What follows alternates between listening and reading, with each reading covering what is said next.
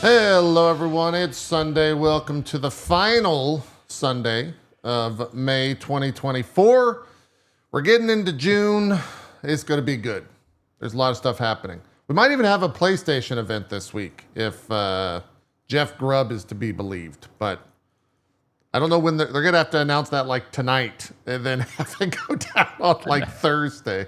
If that's don't got much time left. Yeah, they don't have much time left at all on that. So we'll see. If that does happen, we'll cover it this week. Regardless, we'll cover whenever PlayStation does their stuff. And then Summer Game Fest starts on the 7th, which is a week from this coming Friday.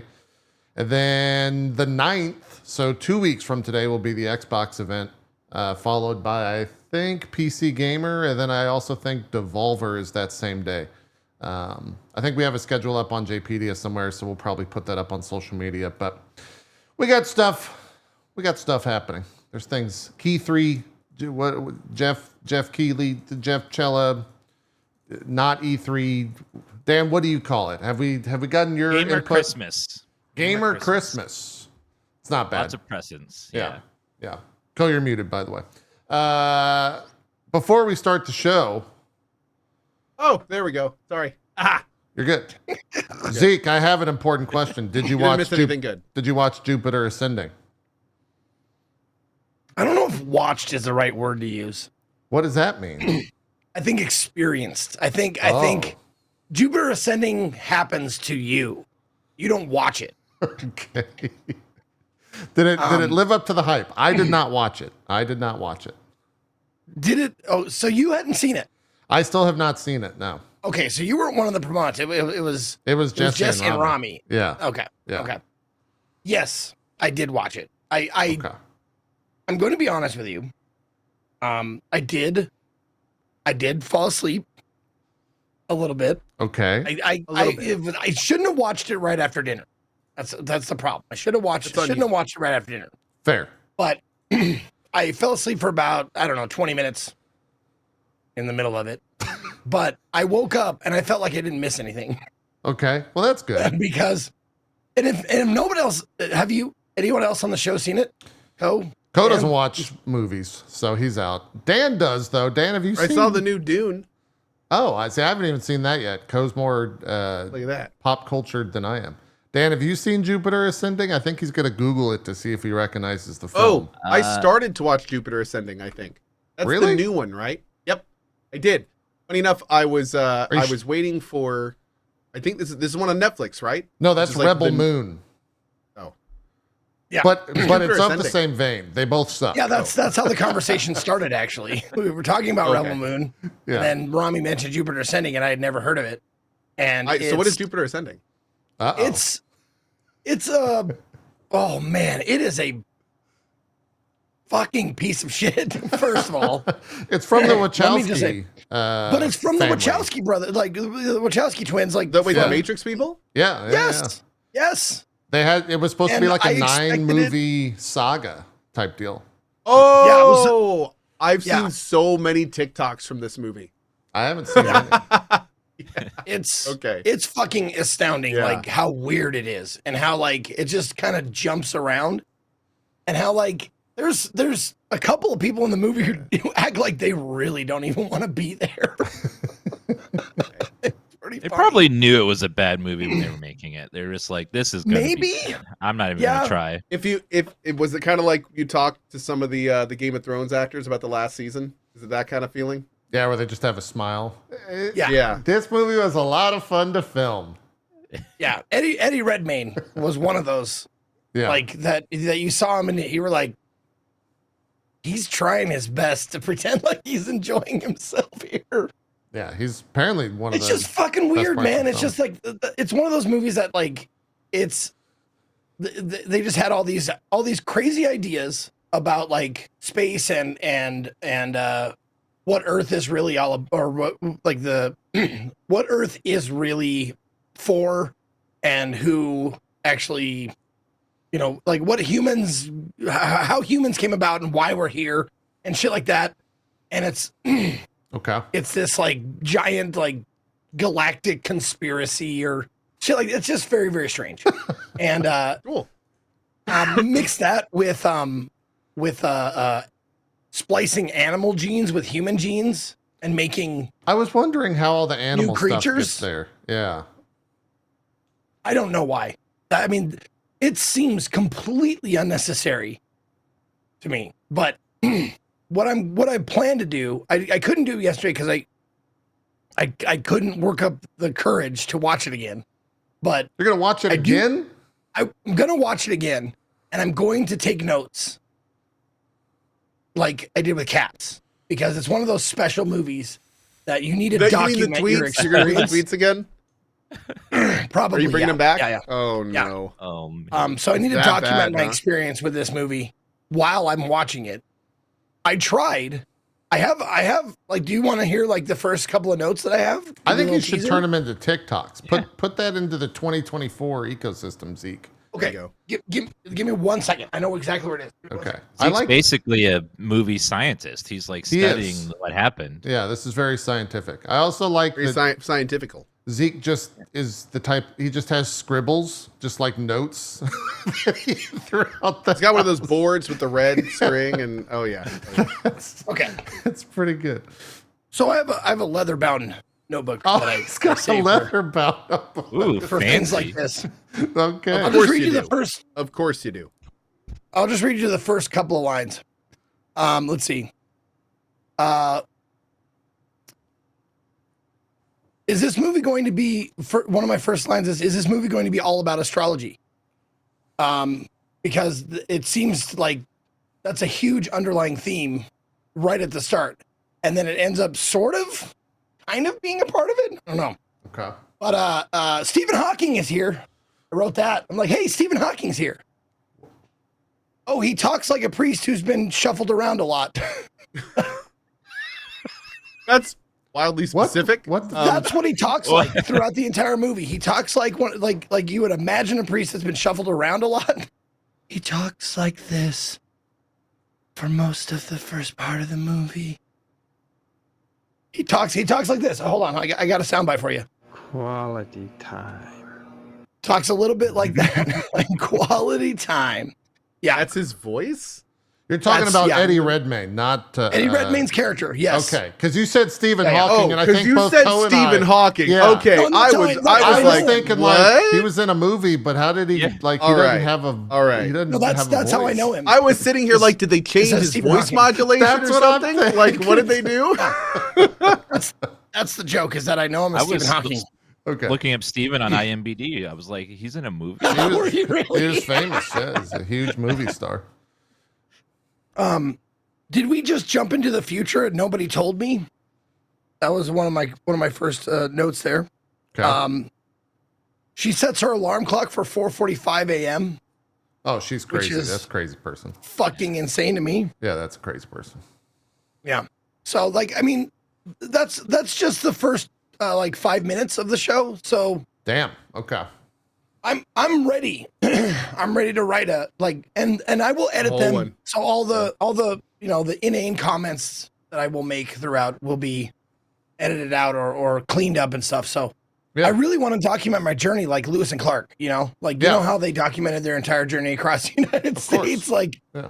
I want to do that in detail because it's a journey. I think you It's a should. 2-hour and 14-minute journey. And Something like that. I need to pay attention because I couldn't do it because I was eating dinner and I didn't want to keep putting down my food and putting making notes and stuff. So Yeah. I will come back Okay. All right. with a full report. Sounds good. Sounds good. We look forward Looking to forward to it. Yeah, your full report. Here in the Drop Frames Movie Minute, Cody said he watched Dune. As Yeah. someone who I don't think was into the hype of that, where did it land for you? What'd you think? I read the books. I enjoyed it. I watched the first Dune a couple weeks ago for the first time. I thought it was okay. I understood it was like a foundational movie. They had to get a lot of the info out there, and Dune is a pretty big, complex thing. Yeah. Second movie was a lot better. I felt like a lot of the more interesting things happened in the second movie, Okay. and it's definitely going in a nice direction. I will say I feel the books do an exponentially better job at properly talking about and analyzing the relationship between the two main characters. I did not get the same feeling from the movies at all that I got from the books in terms of how they feel about each other. Okay. It's very different. But outside of that, like, it was fine. It was Oh, you're pretty talking cool, about some great visuals and Johnny and Muad'Dib? yeah. Okay. Yep. You get a very different vibe from the books than the movie. A lot more nuanced complexities. Now, granted, of course, that's a book to movie comparison, but I feel like there's some overt themes that are different as well. Okay. So yeah, but again, it's still great. Yeah, Sure. it's still a lot of fun. Yeah. I think you might be the first person on the show to actually admit that they read the book before the movie. What do you mean? I've never done that. Oh. This is just for Dune. Dude, how about just read a book? Like, I when was don't the last read- time yeah, we I talked don't- about? Yeah. I don't read books. I've tried not a reading reader. books. It didn't work out. There's no pictures in most of them. It doesn't work Yeah. for me. My ADD I made is the That's why mistake- too comic books work crazy. so well for me. Yeah. So we went to an aquarium recently, just last week. Yeah, you went on your And family event. My family little vacation. And it was a long drive there and back, and we've got more coming up later this year. So I've got more books coming. But my wife was just like, "Yeah, I'm listening to this book on tape. Do you want to?" I was like, "Yeah, sure, we can put it on." So we had an earbud in, and the kids were like watching a movie in the back seat. Yeah, you got to be careful. Yeah, what You got to be real careful. What'd you listen when to? you're What'd talking you- to a lady about books? I don't even remember the title of it, but it was like one of the most sad, like, oh my god, horrible. Like, I was bawling by the end of it. Like, oh my god, dude, it was horrible. It was Okay. so I thought sad. I thought that was going to go a different direction, but now I'm curious No. what was so sad. Yeah.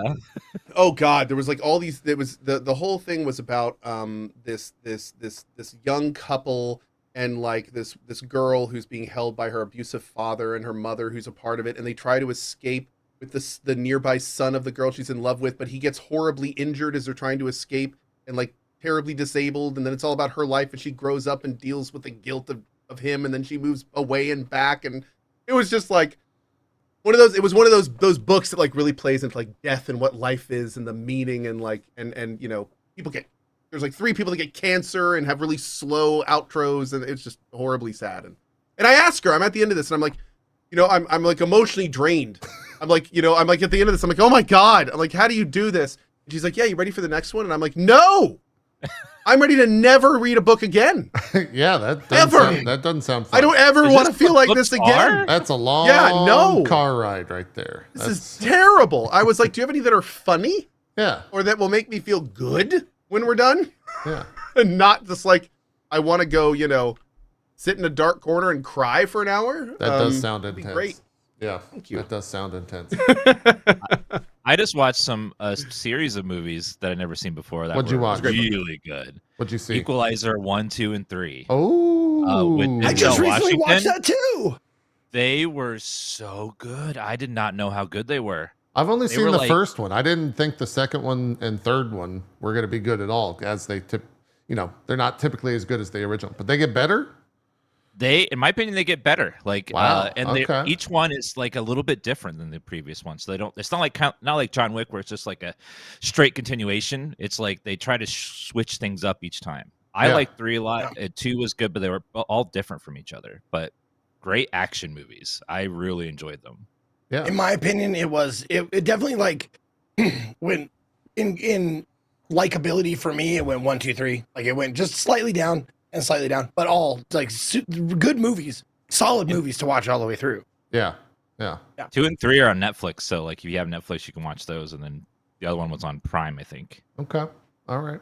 I've got. Yeah, you got to jump around streaming services to catch them all. I've got 3 Equalizer films. Jupiter Ascending. I got to read a really depressing book that Co Don't watch recommended. Jupiter Ascending. Don't do it. And Just Dune, don't. Dune 2, the second Dune. That's on my. I haven't watched literally any.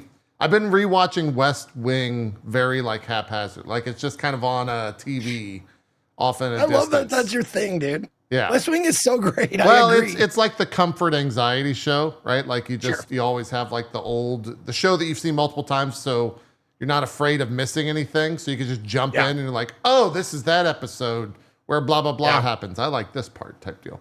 Yep. Yeah. I think a lot of people have those. and West Wing is fine. And I haven't watched anything else apart from that. Frasier's mine. Frasier's the That's a movie, good the one. show I could just jump in anywhere and it's fine. Yeah.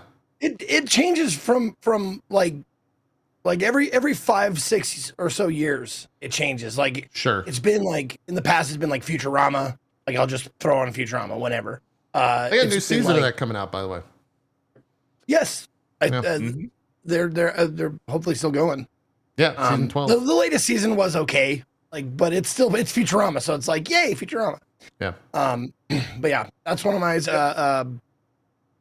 more recently What We Do in the Shadows. Oh, Like I just throw that on. It's just excellent. It's just a great funny show all the way. yeah. Yeah. Makes sense. Well, if that intro is anything, it's indicative of the news the past week in the gaming space, because there wasn't much. This is the deep breath of the video game industry before all of the news happens in early June. Not too many crazy things. The Elden Ring trailer kind of came out of nowhere for Shadow When's of the SGF? Erdtree. What was that? When is SGF this year? The 7th of, it starts on the 7th of June. So 2 weeks or a week from this coming Friday. Will And be then the it's first like day. 7th, 8th, 9th, 10th. Something like that. Yeah. Yeah. Mm. God damn it. There's like one or two before and then one or two a couple days after, so it's Okay. all over the place. Yeah. I think a future trip is about to get changed. Hey, we're not going to that aquarium. We're rescheduling. We got to reschedule. Yeah, no, I definitely had something going, but we'll figure it out. We'll figure it out. Okay. All right. Yeah. I would. I could link you a schedule for all that. If not, there's probably multiple schedules out there you can clue into. Yeah. Elden Ring: Shadow of the Tree put out a story trailer that was on Wednesday, I believe, Wednesday morning. Looks awesome. Didn't understand anything. I don't have the story for that. It's just a pretty 2-minute video. That's all I got from it. I have no idea what I played all the Souls games so many times. I could still not tell you what the story was in most of them. Yeah. I could tell you little bits, and that's it. Yeah, I have the lore breakdown. That's not us. That's go to Vati, and that's it. That's all I can say. But man, it looks real pretty. It's a very pretty looking trailer. It looks like it's gonna be a lot of fun. But I don't really have any other takes on it. I think Dan and Co are both doing playthroughs right now. I think I'm going to be starting one. There's not much else that I want to play right now. This is kind of gross. I didn't like that part. Ugh. But the rest of it was good. The hell did I just watch? Yeah, the rest of it was good. Don't worry, chat. I'm not. I have the entire screen blanked out right now. Turned off. Oh, are you? Is this spoilers for you? Total blackout on it. Yep. Okay. Total blackout. All right. I don't know what you could glean from this. So I want all those like first time I've seen bosses, first time I've seen areas. I want all that to be like first time on stream. Okay. I mean, none of that's on, but I get it. I understand. Yeah. I get it. Yeah. Look. Thankfully, my brain is broken, so I can watch something and just forget it. Well, for me, it's Yeah. It's like what I said at the start. Like none of this. They're pretty images, right? Like I don't watch this and think like, oh man, I wonder if that means that this guy is related. I don't fucking know, right? Like that's a cool fire. That's really pretty looking sword. That fire's burning. Yeah, that fire it's probably hot, I would think. And yeah, it was cool. It widely celebrated. I didn't realize how big Elden Ring was as well. I think like I didn't realize how big that game has gotten, and that it's like captured so much of the gaming ecosystem and how celebrated that DLC is going to be potentially this summer. So hopefully we To get answer more. whoever's question in my chat, like, no, I will not be streaming this. The Elden Ring is a present for me. And extra bonus, if you want someplace to go that's not streaming Elden Ring, I'm your guy. There you go. There you go. You got a place. You got a place, yeah. You got a place. What else? Larian Studios is opening a 7th studio. I didn't realize they I had was not aware they had 7. 6. Yeah, like Yeah, what? yeah, that's wild. That was wild to me. This is going to be in Warsaw in Poland. what are their other? How do they have 6 other studios? Apparently, they're working on 2 games right now that we don't know about. Yeah. I remember reading that or hearing about that too. I don't know where their studios are. Do they have it on their like website? Let's see here. Started in 1996. Okay, so they have one in Barcelona, Dublin, Ghent, Guildford, Kuala Lumpur, Quebec, and Warsaw. Wild.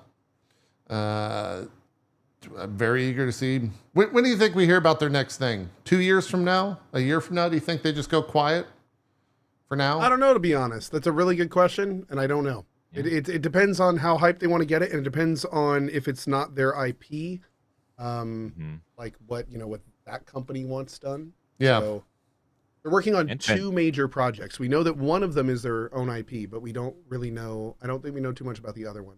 And we Probably also know they're depends not also. working. Oh, go ahead, Dan. Probably depends on also like what type of game it is. If it's a smaller game, they might have it sooner. But if it's 2 big RPGs, it could be 4 or 5 years before you ever get to see gameplay of it. Yeah.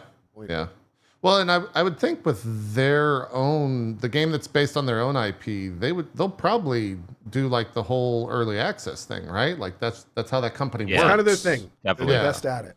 Yeah, So- that's their workflow, as it were. So I would think a year at minimum before we hear anything about that, but could be 2 years out, just depending on how big that project is. But I think everyone will say, take your time. You knocked it out of the park with Baldur's Gate 3. You can do whatever the hell you want. You've earned all the cred. Yeah. All of it. You've got all From all of the credit. Software and Larian both can do whatever they want. We trust them. Like, go for it. Yeah. And the other side of that coin is we've also seen what happens when it goes poorly, right? So, and so have they, and so is the industry. So I would think that there's a lot more pressure than they've potentially experienced at this point. So we'll see. We'll all wait eagerly for whatever they're going to be doing next. What else happened this past week? I don't know how much we'll have to say about this, but it was rather big industry related news. IGN Entertainment, the global network that is IGN, acquired Eurogamer, Game Informer, VG 24/7, and Rock Paper Shotgun, as well as a whole bunch of other publications. And kind of a weird, it's the Gamer Network family. That's the company that they all acquired. But yeah, not a good thing. No one looks at that and thinks like, great, I can't wait for all the media to be consolidated, right? Like that's not a.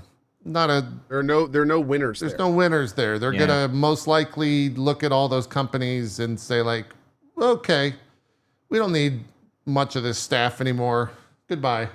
I think they'll be too big to fail, though.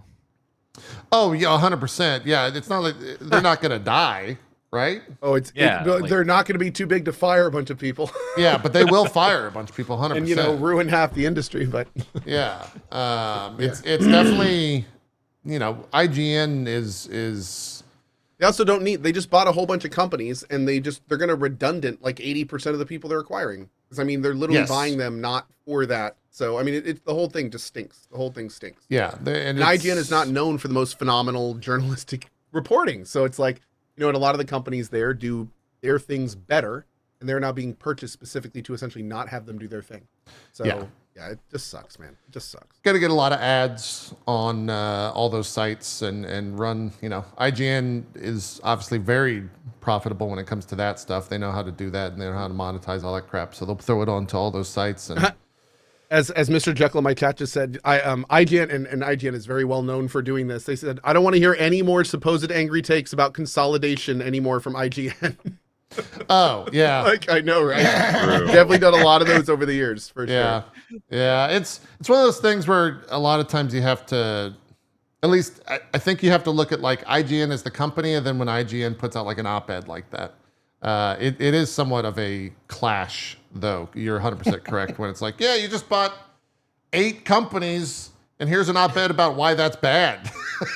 Is consolidation About why that's bad for ruining the our industry and everyone who works for them. Yeah, yeah. Exactly. Yeah. It's Like, kind Except of when we do it, it's perfect. kind of it's fucked ultimately. The ones that I use GameIndustry.biz a ton. That's really gonna suck. They are one of the more like business oriented and savvy publications. And then also the other big one, which a lot of people I'm sure in our kind of sphere utilize, is Digital Foundry, because they're part of Yeah. Eurogamer. And so I don't know if Digital Foundry posted anything about what's going to happen to them. But they're now, a part of the IGN entertainment network. So we'll see. And funny enough, Digital Foundry by the way- well, go ahead. I was gonna say, Chad is actually saying the Digital Foundry members actually own a share of their channel, and it's not going to be very affected. And then Kana in my chat says Digital Foundry is unaffected by this. Cool. Okay. So hopefully there's something there about that. Yeah. Digital Foundry actually spawned that, like, their video series initially started getting copycats from sites like IGN. So I wonder if IGN will continue doing their like tech Or just deep dives, implement them. across the board. Yeah, I don't know how that's going to work out. It's going to be interesting to see if IGN bought these companies to kind of to use them with their own branding as accentuated tools, or if they're just buying them to, if you can't beat them, buy them. Yeah. Essentially. Yeah. Like, well, I my understanding of it, IGN was beating everyone. Like no one was even close to the actual views each month. I mean, not wrong. IGN is just a monster, powerhouse. Yeah. Yeah. It's gonna be weird when like games list like reviews on top of their like promo videos, like Eurogamer 8, IGN 8, and it's like those are all the same company. So yeah, it's gonna be a little weird. Yeah, definitely a weird time for sure. And you start to wonder like how much more of that is going to happen now, right? Like in a world where game journalism has already been completely eroded. And journalism in itself has been completely eroded. Like what happens this year, next year, where do we go from there? An interesting time, I guess, to say the least, for all of that. I think most people have like most of the like game journalists have actually done their own thing now and exist on like the Patreon world and have their own smaller sites, but are funded a lot better. And so maybe that's where people will start to go, or YouTube, which has a ton of people, obviously. I don't know. It's a weird thing. It's a weird thing for sure. So we'll just have to keep an eye on and see what happens with all that. What else? Now you said all the names of the companies they're acquiring and all that shit, and I've heard of all these places that you've mentioned mostly, and I want to know if I'm the only one who knows the names of these game journal sites because you Google a specific question about a specific game, and you're like, how do I find the campfire in blah, blah, blah, blah, blah, blah, blah. And then you're like, okay, let me click on Eurogamer. Nope. Okay, rock, paper, shotgun. Do you have the right answer? Nope. And that's why I know these names, because like, yeah. Well, and to be honest, that's where a lot of like, those sites have gone the past couple of years, is exactly what you just said. Throwing up the guides, because that's what dominates the SEO. People don't want to read about an article about how so-and-so thinks so-and-so is happening to so-and-so. They want to know where the fuck to get the +1 sword of whatever. Right? Yeah. And so that's why all of those sites do that, because it's cheap content. Right? You get someone to do something like that and you just throw it up on all the different sites, and then you get SEO and blah, blah, blah. So yeah, I agree 100%, Zeke. That's probably where most of those people know those names from. Especially, I think Eurogamer is like big when it comes to the written guides. I don't know if VG247 or like Rock Paper Shotgun is. GameIndustry.biz definitely isn't. And Game Informer is a magazine that actually just launched. They did like a subscription service that they announced recently. Game Informer has been closely tied to GameStop. If you've ever been in a GameStop in the past decade, you've probably gotten asked if you want to subscribe to Game Informer or seen the magazine sitting right next to the checkout kiosk. So, yeah. Also, who's been in the GameStop in the past decade? Maybe I should have said 2 decades. The Game Informer magazine was great for reading news I already read 3 days ago when it arrives. Yeah. It's everything in there already leaked and already been out. It's like it's physical kind of media just doesn't have that snappiness that digital does. It's kind of wild, actually. I don't want to bring up the West Wing again, but I'm going to do it. I was watching the West Wing, and there was an episode where CJ, who's the press secretary, was like, it hit the internet last night, and by tomorrow morning it's going to be on TV. And I was like, that used to be a thing. Like, now it's just, nope, it's out there. We got to comment on it now. By the time it's the morning, it's like, there's been 3 things since then. Yeah. Like, what do you? No, that's last night's news. Now we're on today. Come on, keep up. Real weird, man. Yeah, and they were talking about that 26-hour a day news cycle. Yeah, they were talking about like, oh, we'll put it on the Friday news thing, and then no one will talk about it because no one reads the paper on Saturday, which like still kind of is a thing in the business world, but like the internet is 24/7. Like that doesn't exist. If it goes out on Friday, then that's the conversation the entire weekend. It's sometimes worse. Are we sure Game Informer got acquired? By the way, Game Informer, yeah. It said someone in chat in all caps has been spamming that it wasn't one of the companies. I don't know if that's right. Maybe GI is GameIndustry.biz in this. Let me look. Okay, yeah, maybe I misread that acronym. Maybe it is just GameIndustry.biz and not Game Informer. Good to get the right info out there. Yeah. Thank you, Guy. We heard you. Yeah. Thank you for spamming it all caps. If you go to gamer.network/brands, anything we say on this show, do a little bit of legwork yourself, okay? Because take nothing with any type of confirmation on the show. And that goes for any show you watch. Like anything you ever consume, anything you ever hear, ever from anyone and any source, just back it up yourself. Confirm it. Yeah. In the words of George Carlin, question everything and take nothing for granted. That's exactly correct. Absolutely. I just got an email. I just got an email. We've been purchased by IGN, guys. Again? Nice. Sweet. Are we getting bought out? We got a gold. Yeah, we got a golden parachute. It wasn't Digital Foundry when they said DF. The acronym was actually dropped frames. I misread. Nice. Congrats, guys. Yeah. Well, Dan, you've been on the show enough times. You get a part of that. That's how it goes. Hell yeah. You get like a guest fee now. You have 0.06 equity. It means that Zeke's gonna make you a ham sandwich. No cheese though. No cheese. Yeah. Too expensive. The cheese. Yeah, it's really it's cheese is super pricey right now. It is. No, I was thinking about making like recurring guests like Dan and Rami and Jericho, like making them like the SNL jackets. Like, like, you've been on 30 shows. Can we make them Here's gold your jacket. and silver sequin? Are you footing the bill for that? Yes. Sure. Yeah, but then we have to figure out what's the number that qualifies for the gold and silver sequin jacket. Neon lighting. In a jacket? Yes. Okay. Dan, what do you think? I'd wear it. Okay, I'd wear it even not on the show. Just let me just get a hold of a couple of my burner friends. I'm sure they have one just lying around.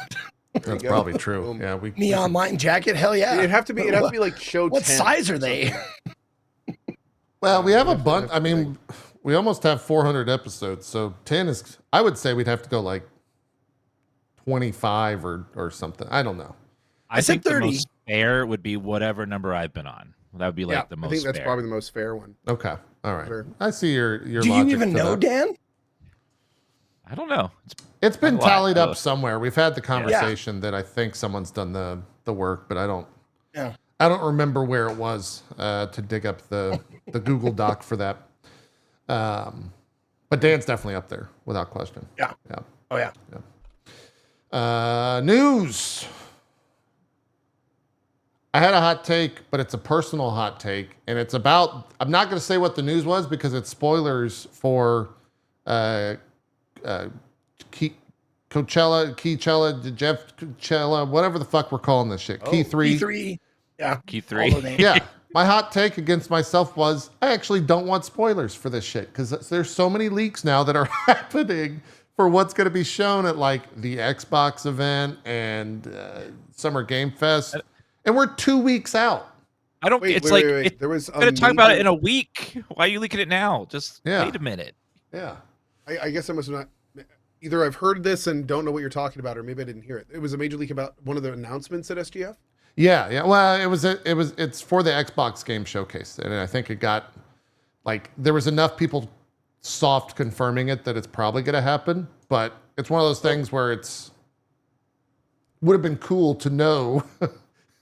Yeah. Or for sorry, sure. to not know, like to have a genuine dude, response. some of the to most it. fun parts of SGF are like Yeah. when the big announcements hit. Yeah, Yeah. like absolutely. And I actually ended up unfollowing. I used to follow a lot of just anyone that reported on game news. I would follow. Yeah. And I went back just a couple months ago and started really unfollowing any of the ones that do leaks because like it's ruining it, man. Like it makes such a good potential event a complete non-event. Yes. The best moments of those shows is when Jeff Keighley gets all like teary-eyed and he's like, "I'm so honored. I'm going to show you this trailer. Oh my god!" And it's like Elden Ring or something. It's like those are the best moments. Yeah. So I guess be careful is what I'll say for this segment because there are, and who knows, a lot of that stuff is the publishers leaking that information, right? So that people start talking about like, oh, we're so and so is potentially going to be there, and it's already locked in and all that crap. But yeah, that stuff is starting to get out there, and it probably will over the next week or so, leading up to that whole event. Speaking of events, Warhammer had a big thing, the Skulls event, which is kind of becoming like an annual thing that they started doing. They had a bunch of games shown there. One of them was Space Marine 2, obviously. They announced 3-player co-op. Yeah, they announced a official PvE co-op, 3-player co-op, which looks great. It's got like customization for all the Space Marines, and you can do what you would want to a Space Marine. Choose your color. I don't want to speak out of turn here because I don't know all the proper Warhammer 40K phrases. Yeah, you better just be careful there. Keep it bland. Keep it surface level. Yeah. And then like the rest of that, I don't know if you guys watched it. This is some Space Marine 2 footage here. But This looks so good. it does look really God. good. It was without a doubt the standout trailer, I think, for the event. It was about a 45-minute event. The Skulls thing is a weird event in general. Like we've talked about it before, but the Warhammer IP just gets thrown around to so many different places of varying levels of games, from like teeny tiny mobile games to like Steam games with like very small audiences to this, like obviously very large audiences. And it is kind of strange seeing some of that stuff fill the conference, if you want to call it as such. They shotgun approach. They definitely right? shotgun. Mm-hmm. Yes. Yeah. Without question. But Space Marine 2 was the big one to come out of there. That's still coming September 9th. And that's already after 2 delays, 1 delay. How many times has that been delayed? At least one. Yeah. Yeah, at least one big one. I think Maybe twice. I want to say maybe twice. it might have been twice. Yeah. And then there was also Mechanicus 2, which was announced. Which you just heard a little bit of the audio. That wasn't a random trailer playing on your desktop. And then of course we have the X days early pre-order debacle that was now coming up from the Space Marine stuff, which is unfortunate. Oh, is that a debacle? Or people as upset much about as much as it ever is. Okay. You know? Yeah. I wouldn't. This is not a Dragon's Dogma 2 hyper focusing event. that we've seen. We aren't seeing people going and talking about, downvoting on Steam and stuff. Yeah. But there's certainly a vocal amount of people. I don't want to call them a minority because I don't know if it's a minority. But there are people that are very vocal about their distaste for this practice. Sure. Yeah. And I think that's totally understandable and fine. Yeah. Yeah. I think it's companies were going to do that. They're going to make their 4 days? money. I think it's 3 days. It's early access. Companies will make their money, people will be upset, and then the game will come out and people will forget it ever happened. Oh no, chat's saying it's 4. It is 4 days. Wow, 4 days. Okay. That's a meaty one. days. Damn. Yeah. That's meaty. Normally it's 3. Yeah. Yeah. So you're saying, okay, you pay for the premium edition or you pre-order. Yeah. You get 4 days of playtime before anybody else who gets the regular version does. Yeah. That's correct? Yes. And now, just honestly, I'm not trying to be a dick or anything, but let me just play the devil's advocate again. Like, why do people hate this? How dare Because you? they don't like the idea of paying the full price for a game on release, full price plus 10 for a week early, full price plus 30 for 3 weeks early, full price times 2 for 2 months early. Like, it's the idea of you're having to pay more to get what you're going to pay for at a later date. Like, and it's like you're not getting anything extra. You're just getting to play what you already are going to pay for a little earlier. And people just really don't like that. It's a slope.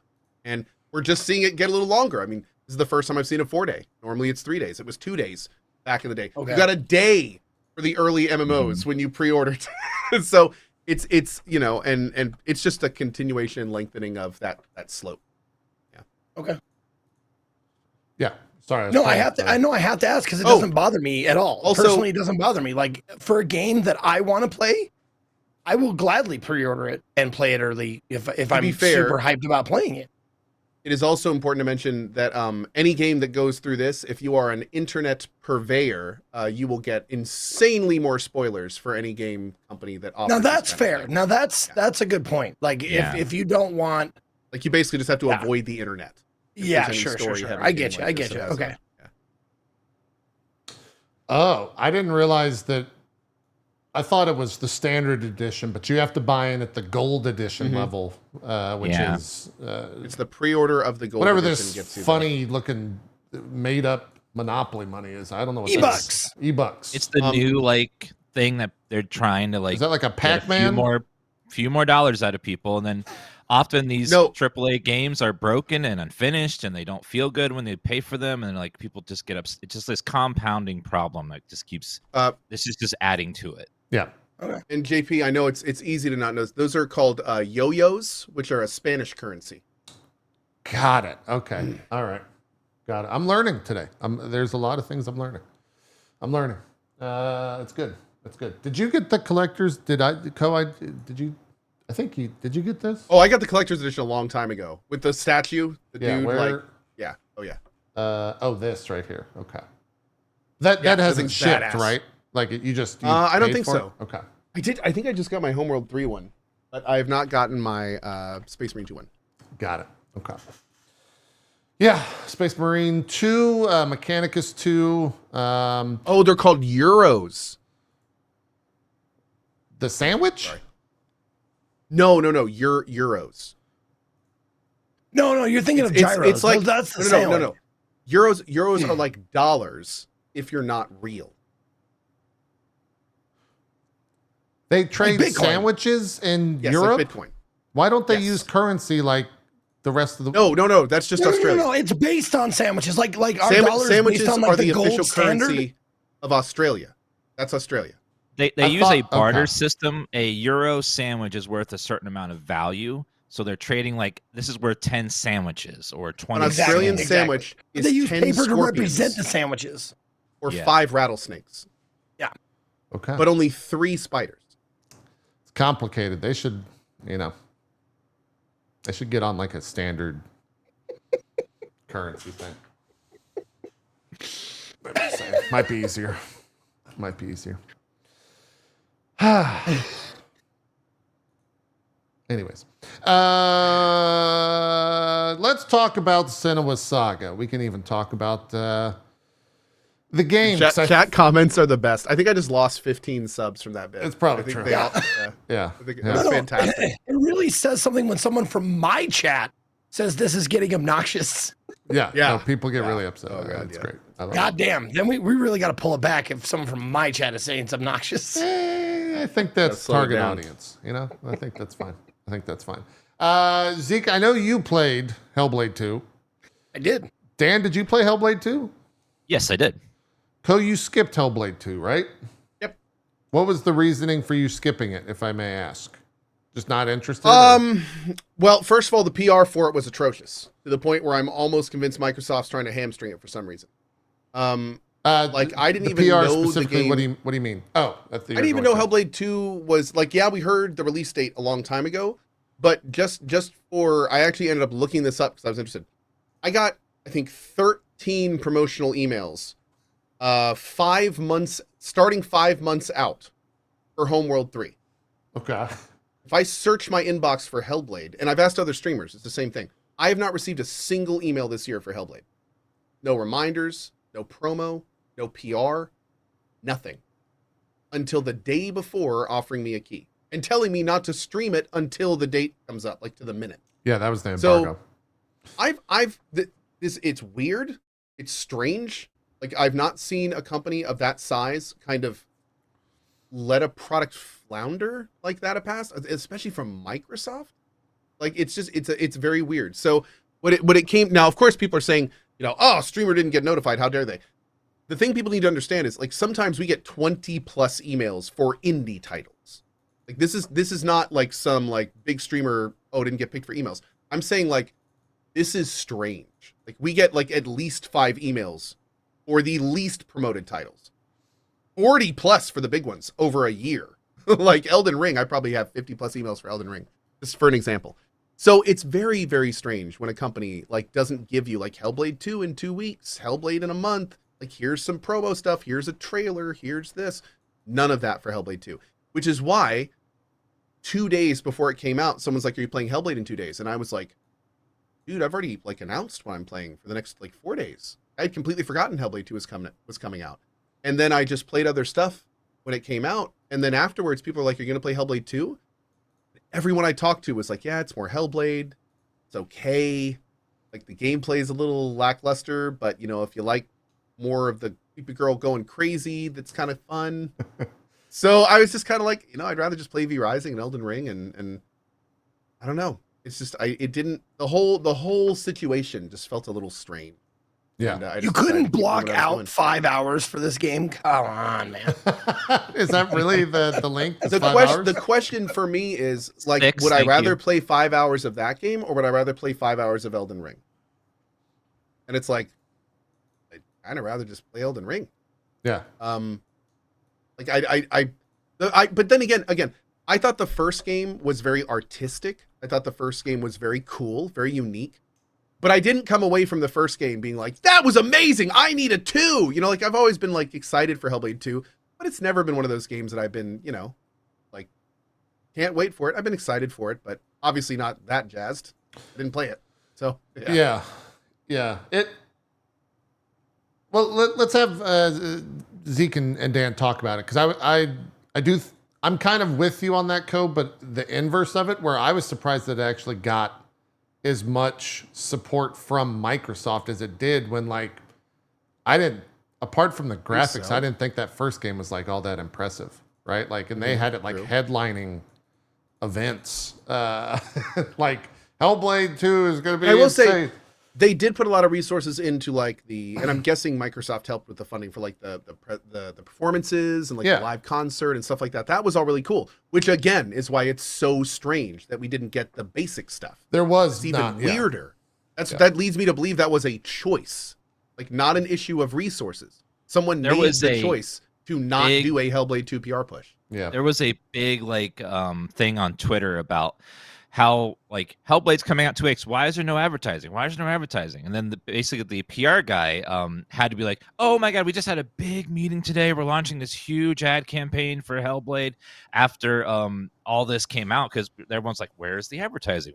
This is coming out. Are you trying to kill Ninja Blade? Or whatever Yeah. their name is. Yeah. Ninja Theory. Yeah. Yeah, Ninja Ninja Theory. Theory. I saw that too. People thought that the message that Ninja Theory put out saying like, Yeah. thanks for checking out Hellblade 2, people were going, read the last paragraph. They're getting shut down and they know it. They've already been told and they've been told not to talk about it publicly. And I'm like, people were telling me to read that and I go, okay, it sounds maybe a little sus if you hold that perspective, but it also could just be a company saying like, we're thrilled. We're like, They're just happy about their I definitely product, think, yeah, definitely think the whole they're saying they're done thing is a little, but I mean, I will say this.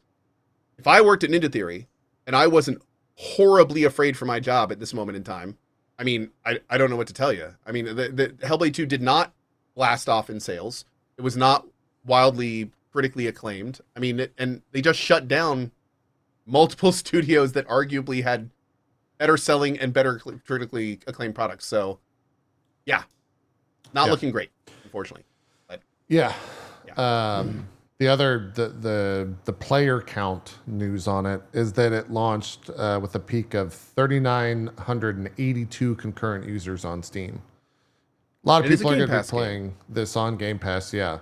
But people are quick to point out that that's fewer players than Redfall as well as Hi-Fi Rush for their launch. So I think a lot of that just comes down to like the timing of the release, because after all those layoffs, 2 weeks later, 3 weeks later, they're pushing then a no brand new PR. game. Yeah. Yeah. Plus, it's relatively so short compared to most other releases of its caliber that like you could be playing it on the same day, but not playing it at the same time.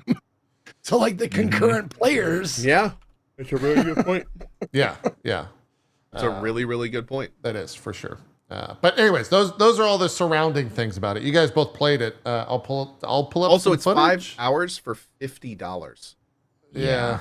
Should I not pull up footage because it's spoilery or like? Nah, you what? probably shouldn't, to be honest. I may play it one Yeah. day. I don't want to get any spoils. I can just not look though. If you want to, go ahead. I'll tab out. You can go, it's yeah. Okay. The most of the, like I don't know if you would agree with me, Dan, but most of the good parts of Hellblade 1 and this game were all visual and audio. Like they're super good. Ninja Theory is super good at making these games so incredibly immersive with sights and sounds and stuff like that. The only problem I had like right out the gate was,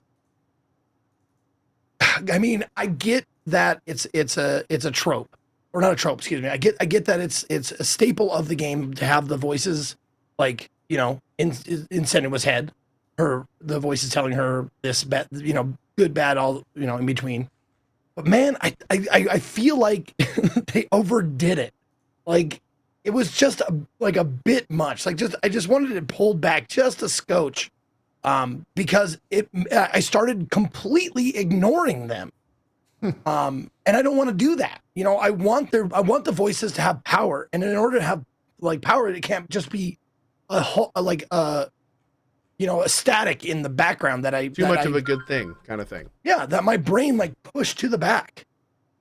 I stopped listening to them unless they said something really forceful. You know, like, you know, if they had like an exclamation statement. Uh-oh. Oh, weird. Did I? No, you're fine. They can still hear that. Okay. That PC's just I'm frozen. slowly freezing. Yeah, and we're dropping Okay. frames. Oh, yeah. everyone in chat is effing. Everyone in F. chat is Oh, effing. man. Weird. I think we're dead. We're down. It's still recording locally, so I'll Okay. manage the actual stream. But yeah, Sure. Okay. Anyways, but yeah, so it just became too much. It became like this, like you start ignoring the construction work outside of your window after a while.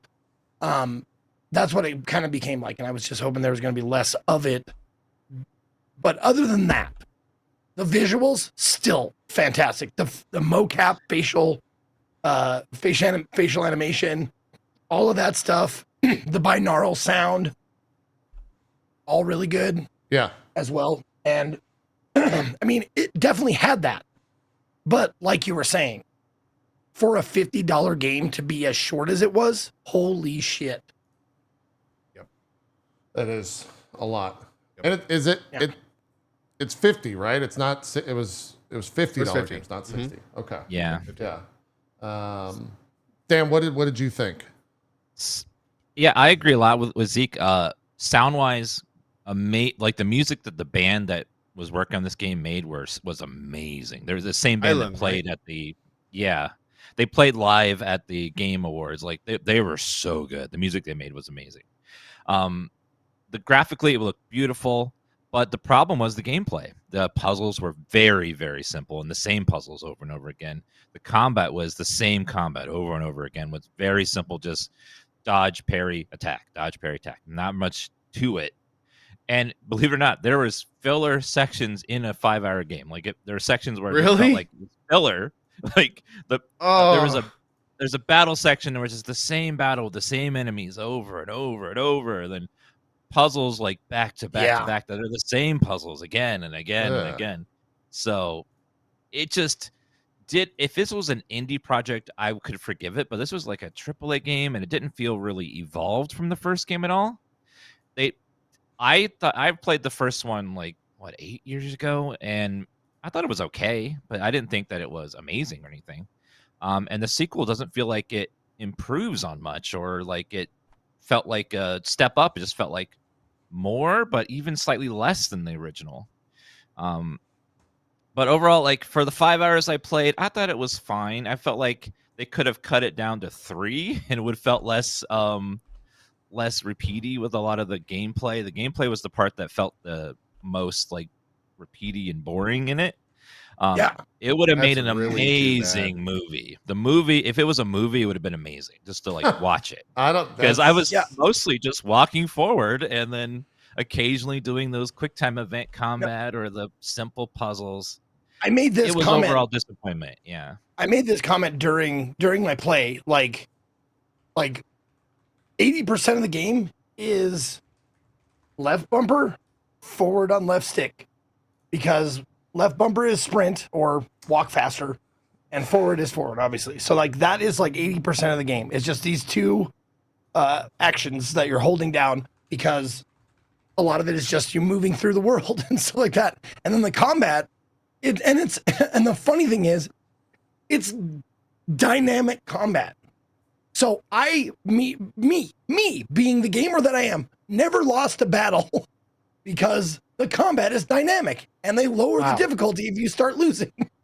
So wait, no obnoxious messages where it's like, we noticed you've been dying a lot. Did you know there's difficulty levels in this game? Would you like to utilize this feature? You seem like a noob to us. Would you like to lower it to noob difficulty? You seem to be having a terrible time playing our product. Would you like to adjust it? Yeah. So that was, I mean, I don't echo Dan's opinion on the first game. The first game actually did kind of blow me away. I was like, holy fuck, this game is special. I really liked it, really immersed in it, and I believe it was on my top 10 maybe that year. I don't remember, but it felt like I think it was. Yeah. Down to the finest little like details of like, I remember pointing this out like on the first game where her dreadlocks, but you could see the little hairs, the little flyaway hairs on her dreadlocks. And I was like, wow, that is really cool attention to detail there. And this one had all that, but it's hard to repeat something that's special, you know, like that game was special. This game is a lot of the same stuff, but not a lot of, you know, newer stuff. And I think what they could have done, now I'm not complaining about how good it is, like visually and audio. What they could have done is, I think, and I'm not a developer, so I'm just saying from the top of the dome here, like they could have made the combat more complex. They could have made it, you know, not the same 3 moves every time, like Dan was saying. They could have, without spoiling, they could have souped up the ending a little bit. That one, that really. Oh, what? Dude, they don't even give you like a good ending for 5 hours. No. No. So let me, and maybe you. I was just a little distracted as we dropped the internet, but we kept the local recording there. What did they improve on? Like what was the the change from 1 to 2, or was it just more the environment? It's the environment. I think the place the places the game took place in. Sorry, were different and very very well fleshed out. Very good. They looked amazing. Like all of the effects, the sky, the rain, the clouds, all of that stuff, the water on the ground, the rock formations, all that kind of stuff, the foliage, all that stuff was great. It's just it was different, but that's like. It was like just a continuation of the first game, but in different places. Okay. Yeah. So if you sold Hellblade 1 and 2 better as a combo thing for $50, I might be like, okay. Yeah. You get like one big game kind of thing. Yeah. Do you think Danny just mentioned the graphics? Is this the first one came out and everyone, and like Zeke just said, he mentioned the dreadlocks and all that stuff. Same stuff for this, and you might have already repeated this. I apologize if you did, but is it that graphical leap for both of you that they've been kind of touting? It does look really gorgeous in some places, just like you're looking at a movie, just almost realistic. Some of the environments are beautiful, but overall, I wasn't like blown away. I thought it was good, but I never thought myself just like having to stop and go, "Oh my god, this is amazing!" Because I thought it looked really good during a lot of parts of it, but never like blew me away at any point. And real quick, since we're watching my stream, you can see it's a bit framey. It's like kind of juddering just a little bit. Okay. It was my capture card just needed a reset, and because we spent like 10 minutes trying to figure out like why is it framey for you and not for me. My capture card needed a reset, so it looks framey right now because of that. After I like unplugged my capture card and plugged it back in, it was smooth as shit. So like that is not what the game looked like. Just want to let you know. Gotcha. Yeah. A lot of people in chat are saying like the graphics are not as impressive as they were 8 years ago or 6 years ago, whenever that first game came out. I think the other thing too with this, and it kind of loops back into everything we were saying before the two of you started discussing the game, like Microsoft owns Ninja Theory. This is like a big first party Microsoft game. Does it feel like that? Like, do you guys think and look at this and be like, yeah, this is Microsoft's first party game. Like this is one of their biggest games of the year.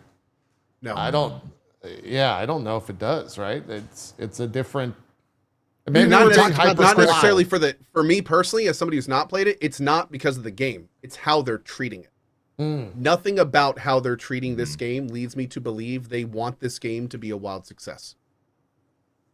I also think maybe they played demos of it and they realized it's short and it's probably not going to do that well, so let's not bother investing too much advertising into it. Just like goddamn, when it's good, it's fucking really, really good. Yeah, like there's some really good moments.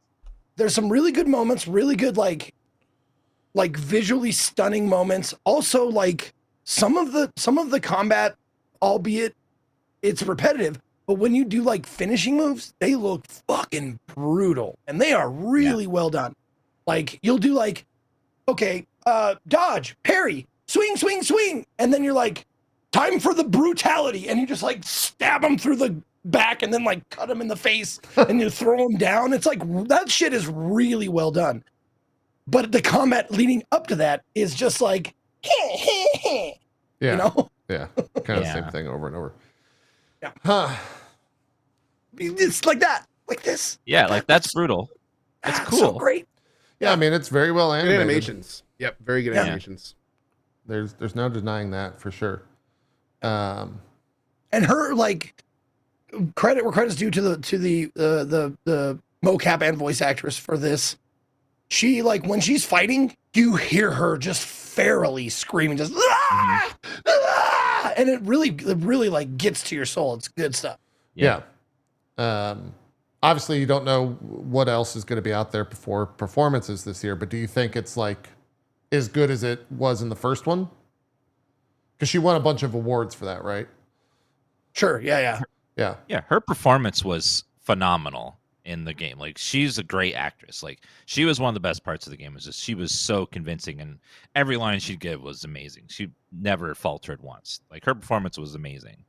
I think she'll probably be up there for Performance of the Year awards. Like, she did very good. Okay. Music also Very cool. was going to be nominated for stuff because it was amazing. Cool. Now, okay, Dan, I have an actual question for you because Yes. this bothered me, and maybe I don't know if I missed it or something like that, but in the trailer for this that I saw, you saw Senua doing the chants. She was doing that. Yeah. Like, was that in the game? No. Yep. She had the face for like a second during one part of it, but that was it.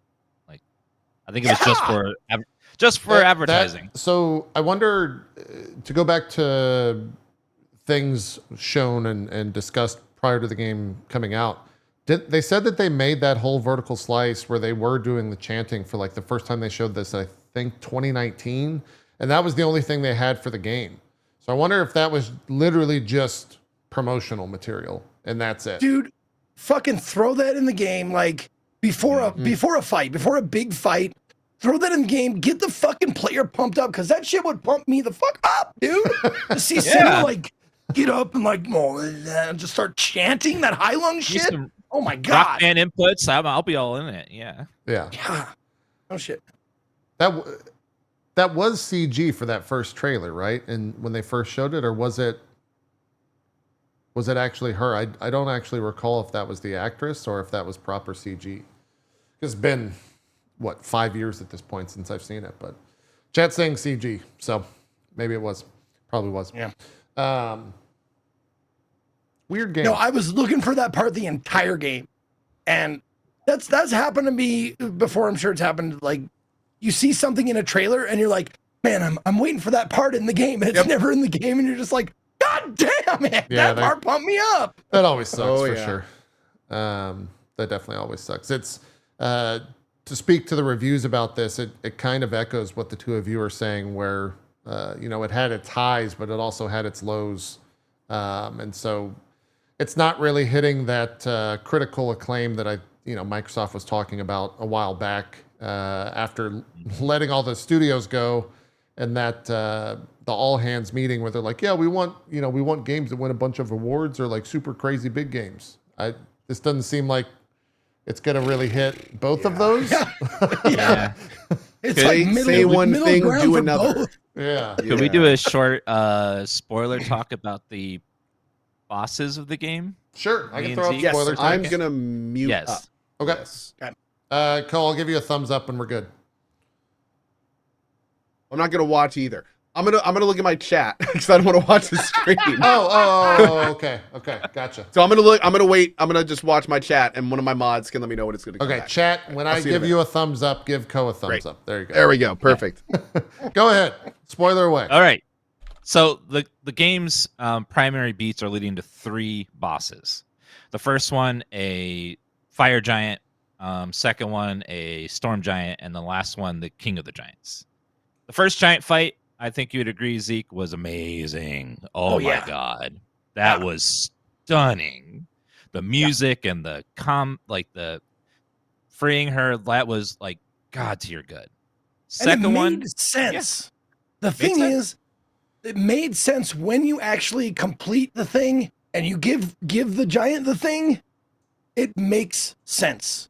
Like, you're like, okay, you have freed this giant from blah blah blah blah blah blah. And I was like, that clicks, that tracks, I like it. The second one, I was like, yeah. Really? I was like, the this power must be the love? filler Is this one. the This is power the love filler thing? one. Yeah. This is like the ending boss. I'm sure they're saving everything for the ending boss. The ending boss is going to be amazing. Gonna be so good. Oh. Fuck, it's gonna be great. So second fight, storm giant, not as good of a fight. Cool visually during parts of it with it's on fire and stuff. It was And the cool. idea of it, I like the idea of it, that someone who is, shunned or whatever, like the that makes them into this thing. I like that. That's okay. Didn't bother me at all. Yeah. What bothered me is like the ending of that was just like, how though? How did it like this? Yeah, we We skipped a step. I don't. What happened? Yeah, Why yeah. is he? Yeah. Why is he stoned all of a sudden? What happened? Did he do something? Yeah. How did I do? Did I? Am I in control of the clouds and the sun? Is that? Yeah. Did I do that? That one didn't So make a lot of ridiculous. sense. Yeah. It did not. No. And then we get to the fucking King of the Giants. Oh my god. What a disappointing build up to just a guy. Oh, You it's know like what I feel Wizard of like? Oz thing? Kind I of? feel like coffee talk. It's like the King of the Giants is neither a king nor a giant. Discuss. Yes. It was terrible, Oh, man. I'm verklipped. Yeah. Yeah, so basically it leads up to the King of the Giants is not a giant, he's just a guy that is a leader of some Nords. He created the Giants so that people would love him and follow him. And then so you just do a fight against him that's like every other fucking fight before it. Like the same hotkeys, the same, it's just a dude with an axe, and you gotta do It the is same longer move. though. It It's takes slightly longer. Weird. So there's only like 2 unique boss fights then, essentially? Yeah. Last one's just a repeat with a little more story, a little bit longer, exaggerated attacks, but it's just a dude with a sword at the end. It was so disappointing. That's so weird. It feels like they ran out of time. Yeah, or yeah. They're like something. yeah. God, I hate to say things like this because you never really know, but I wonder if Microsoft was like, guys, we need a game. We need something. Right? Like we're coming up on 5 years. Can we push this out and then add on some other stuff for like some DLC down the line, blah, blah, blah, blah, blah. Like, yeah, we can do that. Like it's weird that there's only 2 unique boss fights. And so the final boss is like this? It's this type of fighting? Pretty much. Very similar. Weird. Yeah. There were so many unanswered questions, like the The hidden guy's ones. name is the Why were the King of Draugr the fun? fucking Yeah. Giants, man. Yeah. It was just, you could tell they ran out of time, didn't have time to make an epic ending. It sucked so much. It was so disappointing. You know, like I was honestly hoping for like if you played Bramble King or just Bramble, something Mountain King, right? Yeah. If you played like the final fight in that is epic and great and awesome, and the music is just pumping and it's fucking great, and that's what I was hoping Yeah. for. Didn't get any of that. It was so disappointing. Well, what I've heard then, to summarize what I've heard, you tell me if I'm wrong. Very pretty game, and it's 5 hours of not that much interesting stuff. But I have to throw in the addendum or the note at the bottom that says you can get it on Game Pass, which I would suggest you do. Yeah. Sure. I would say like Definitely. if it's worth it for Game Pass. If you already have Game Pass, Yeah. it might even be like I don't know how much is Game Pass a month now, like normally. I want to say 16? like base level Game Pass for Xbox only is $15, but I think if you There you want like the PC version, it's 19 or something like that. Okay. Yeah, if you have Game Pass, playing on Game Pass, it's definitely worth a look. Like it's worth downloading, worth experiencing. It's relatively short, so you get through it. Yeah. One long evening, you can get it done. It's not that long. Yeah. Yeah, exactly. And the voice acting and the interactions between Senua and the other characters is really great. There is a lot of walking, but like if you enjoy looking at the environments, it's a feast for the eyes and a feast for the ears as well. Like if you eat with your ears. Yeah. Yeah. It's great in that. It's a great experience for Game Pass. Yeah. So Game Yeah. But for Pass. $50, that's asking a lot. So Game Pass, they broke it out. So you can get Game Pass for PC. You can get your first 14 days for $1. Then it's $9.99 a month. Console is $9.99 a month. And then if you want both, which is the ultimate, is $16.99 a month. And you can also get your first 14 days free. So you can just get PC Game Pass, $10 a month. It's not bad. Okay. There you go. Yep. Not bad. And then you also get Still- EA Play and blah, blah, blah. Yeah. Just want to let you know that even though Game Pass is still a great deal, we're not saying Phil is awesome anymore. We're off that train. All right, let's go. Are we good to bring Ko back? I'll turn the spoilers off. Yeah, we're done. Sure. Yep. Gotcha. Yeah. Let's do that, and then we'll thumbs up, and then check and tell them that we're good. Cool. That's Hellblade. Weird game. I wonder. Weird. Yeah, I wonder what happens. We're back. Hi. Yep. Like I guess it puts a like an asterisk, a like spotlight. They got to do something crazy at this next event, right? Coming up in 2 weeks. Like that event has to go crazy with how many people they have, or how many companies, I should say, under the Xbox banner. It has to be an insane thing. They bought all of these studios, and we still haven't gotten that that game that wouldn't have existed without them buying them all. We need that We might. that epic game. Yeah. Hopefully. I hope it's in Exiles. Yes. Yeah. I do, because they've already said that the scope of the game that they are working on now would not have been in their pre-Microsoft portfolio. So I wonder if that's going to be like the first big, like, yeah, Microsoft That's bought a exciting. company and we got this from it. Like, I'm wondering if that's going to be the first big one. Is- The first big one was Redfall, which was terrible. The second big one, and God, I hate to say this, but I feel like the second kind of big one is going to be Avowed. And Mhm. Avowed is, I know I'm going to love Avowed, but I'm not super convinced that the general population is going to love Avowed. Yeah. Which is concerning. What about Starfield? But I mean, Microsoft could have only done so much for Starfield, considering how late they Yeah. bought Bethesda. So I mean that was a boulder that was already like 90% down the hill by the time they bought them, I would say. Although we still wonder if it got delayed because of Microsoft. It's very telling that the release build for Starfield was a post 1.0 version, which leads you to believe that they wanted to 1.0 it, and then somebody at the last minute was like, nope. And they were just like, well, we can't change the versioning now. It's too late. And they just went with it. So, that was a little telling. But on top of that, I would say that the In Exile one is probably the one I think has the most potential out of everything to be that next big game. I mean, everything we've looked at that one looks very cool, and In Exile is definitely a company that can pull it off with the resources. So, you're talking about. I mean- Are you talking about Clockwork Revolution? Mhm. Okay. Yep. All right. Yeah. I thought that name was out there. We've only seen that trailer, right? And that's it. Yeah, that's pretty much it. And we've had some cryptic tweets from some of the team members and stuff, and there's been a few like light interviews, but not much at all. No. Yeah. People are saying, "What about Fable?" I mean, talk to us in a little bit. Talk to us I after this know. summer. They kind of announced Fable, and then they just forgot it that they announced Fable. So I think we're all kind of I waiting. feel like they've for announced it twice and they've forgotten about it twice. Like it's just sort of Wasn't they there announced news it a about long that time ago. a while back? I thought that they said something, or I remember there was some news about that, but I'm not seeing anything. And maybe that's what the news was. There was no news. Yeah. Clockwork gives me that like a mix between Fallout and BioShock, which is exciting. Yeah. Oh yeah, Mixing no, it's like Steampunk with Fallout World. Oof.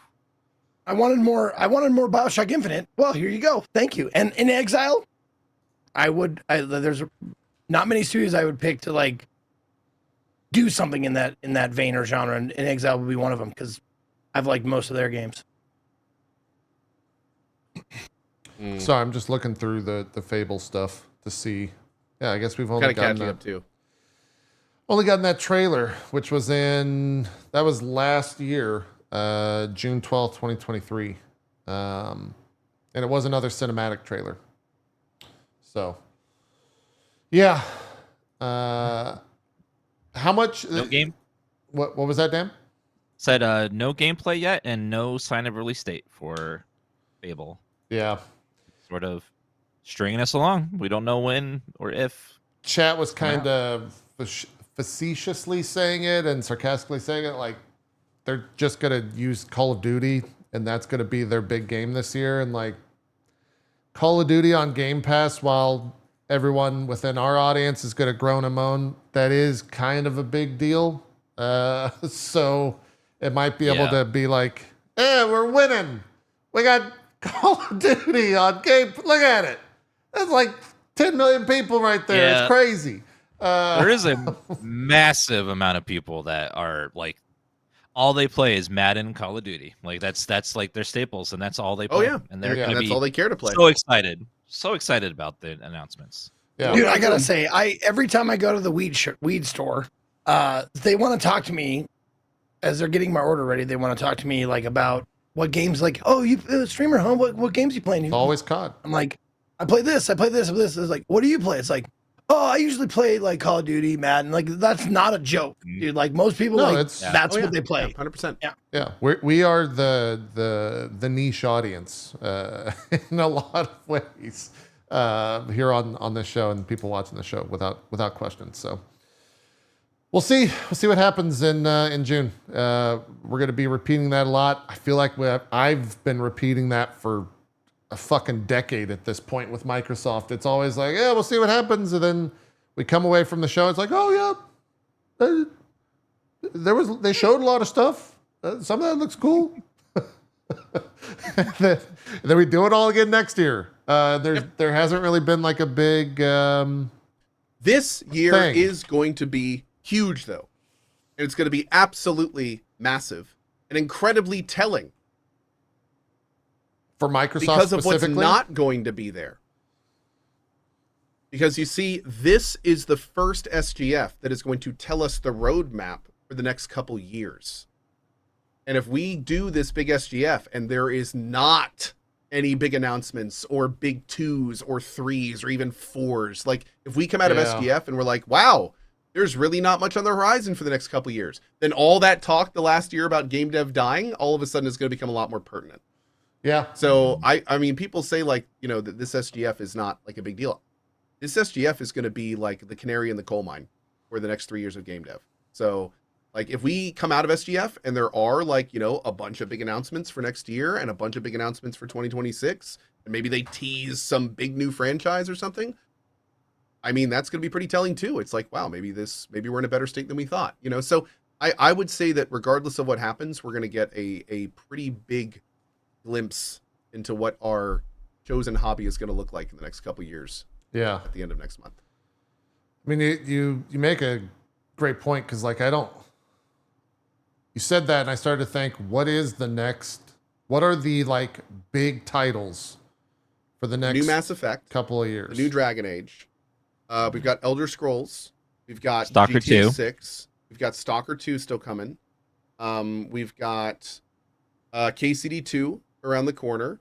We've got maybe even Star Citizen happening in the next couple of years. We might actually see Squadron 42. I know that was a joke, chat. Wukong, Death Stranding 2. Like we've got some larger titles. Monster There's no question Hunter, we've got some larger GTA titles. 6, yeah, Wolverine. But you know, Yeah. we'll have to see which ones are going to be prioritized and all that fun stuff, and we'll see. yeah, Vampire the Masquerade Bloodlines 2. My hype for that has evaporated. oh yeah, But if who you're still said that? hyped, Who said that's coming out? Because it's not. Yeah, Oh no, that is. Vampire the Masquerade Bloodlines 2. Oh, it's remember That's remember? that's It's- what they say. No, But it's is back in it- development with the Chinese room, and they released that like weird pre stuff, and frankly, it looked terrible. Yeah, yeah. It looked pretty terrible. It looked like they'd kind of forgotten why fans liked the first game and were trying to just do something else. And it's like, wow, nobody likes this. Yeah. Okay. I guess we'll see. I guess next week we will have our big like SGF show where we'll kind of go through all that stuff. I can't believe that's already next week already. But yeah, we'll definitely do that. Because I think Ko is correct. It's going to be as always, it will paint the future for the next couple of years. But this one, I'm maybe super more so. excited for SGF this year, man. Yeah. I'm excited and a little nervous. Yep. I think that's always kind of for me where I'm at. But let's keep up with the news. Some interesting Helldivers news. The CEO is now the CCO. Pilestedt, who we've definitely read his tweets on air. He's kind of been one of the main focal points for all the Helldivers success, controversies, everything for the past couple of months. He hired Oh God, Shams Georgiani, who is now the CEO of Arrowhead. He said, we go way back and I wouldn't trust the business in any other hands than his. And he comes with an impressive resume and love for games. But what about me and my involvement in Helldivers 2? Well, I'm glad you asked. I'm taking the role of Chief Creative Officer, which means I will spend more time with the team and 100% of my focus on the games and community. Which, how do we feel about that? I don't... The man cool? The man doesn't want to have to worry about profit margins and like filings, business stuff. He can focus on just like making the game good, which I guess if you're a creative guy, that's what you want. You want to just like be able to create the game you want and let someone else do all the businessy stuff. Yeah. And hopefully they don't step on your toes. That's always the fear, is like someone might. Yeah. Yeah. And I think Dan just really knocked it out of the park with that last bit. This whole thing just completely stinks of PR. And I mean, it's cool. Like I like what he's doing, but at the same time, it's like, okay, let's really think about this. So one of the reasons we like Arrowhead is because he's been leading it. So he is saying that he no longer wants to be the leader. He wants this other guy to lead it. So does that mean it's a surrogate leadership and this means nothing? Or does this mean this new guy is actually going to tell Pilestead things that he doesn't want, and then Pilestead's going to have to do that? And if it's a surrogate position, then why does it even matter that he's moving? Yeah.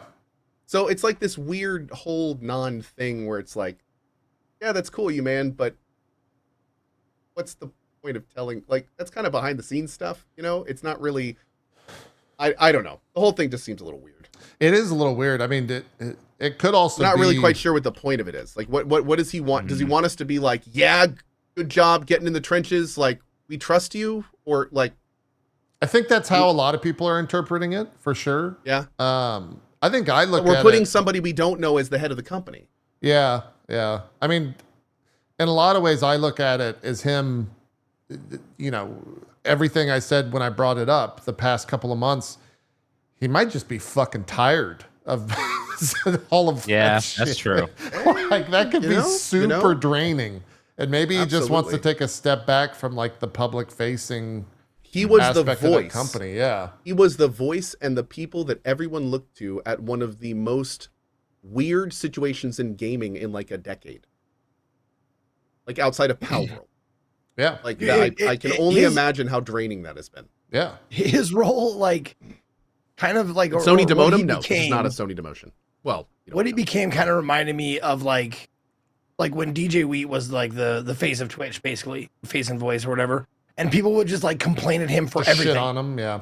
Yeah. Yeah. Like I bet when Pilestead like eventually and DJ Wheat like stepped back, they're like, oh thank Christ, I don't have to deal with this horse shit anymore. Shit that's not either my fault or my department. Well, he might have been getting it from both ends, right? Like, he was probably dealing with all the shit on social media, but internally, he was probably like part of that wall that was keeping Sony happy in the best, in a lot of ways, especially with all that PSN drama that happened a month ago or whenever all that stuff happened. You would think, at least going by his tweets, that like, he was the one arguing for a lot of that stuff. So someone in chat just said something kind of important though. Apparently he's still the owner of the company. So it's just a title change? So there's a new CEO, but apparently Pilestead is still the owner. So he would still, of course, have the final say on everything. Yeah. Yeah. Yeah. The CEO come to him with stuff and he'll be like, how about no? Okay. Not So that makes a lot more sense. So in other words, he was just like, yeah, this CEO thing kind of sucks. I don't want to do this. I'd rather just like want to keep making games, and my buddy's going to do that. So I'm going to go make more games, but it's cool because I still own the company. So don't worry about anything. Yeah. Yeah. He also could have just very well been overwhelmed by He just everything. wants to DPS. Someone said in chat. He just wants to deeps. He doesn't want to tank or heal. He just wants to deeps and zone out and just have a good time. Yeah. I feel that as a rogue main. Yeah. I'm totally there. Totally there. Yeah, I get it. That makes a lot more sense. In that context, that makes a lot more sense. And also, it following that context, it also makes sense that he would want to publicly make sure people understand to stop commenting and talking to him about this stuff. That Yeah. would play into the whole, I don't want to do this, so I'm publicly telling you this is not my job anymore. Definitely Go wishful talk to thinking. this guy there. who I've added in the tweet, by the way. Yeah. Go follow him. I mean, That makes sense. A great. I don't know what Pilestet's Twitter was like prior to the success of Helldivers 2, but he's currently sitting at 176K followers, whereas the person that he announced today is sitting at 9,870. So he's going to have to do a lot of work to kind of get that conversation moved over to someone else, at least if you're going by numbers on social media. So we'll see. Obviously, you got to. Time will tell if that changes anything for kind of what the company is doing, or if their output for the game changes or anything like that. But yeah. But what happened to the previous creative officer? Oh, they took him out back. Yeah. As time had come. Yeah, He did a great job. He was a good creative officer, but it was time. it's true.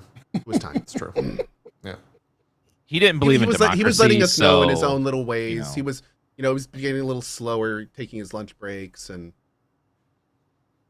It's actually a Yeah, good got question. kind of dark. I did wonder if they, I just went with it. It got kind of dark, but we were doing it. Okay. Heard a lot of bug friendly talk in the break room. I don't want to say anything, but Yeah. Oh man. let's see. Oh, I like this in chat. He got democratized. He did. He's now a full-time democracy.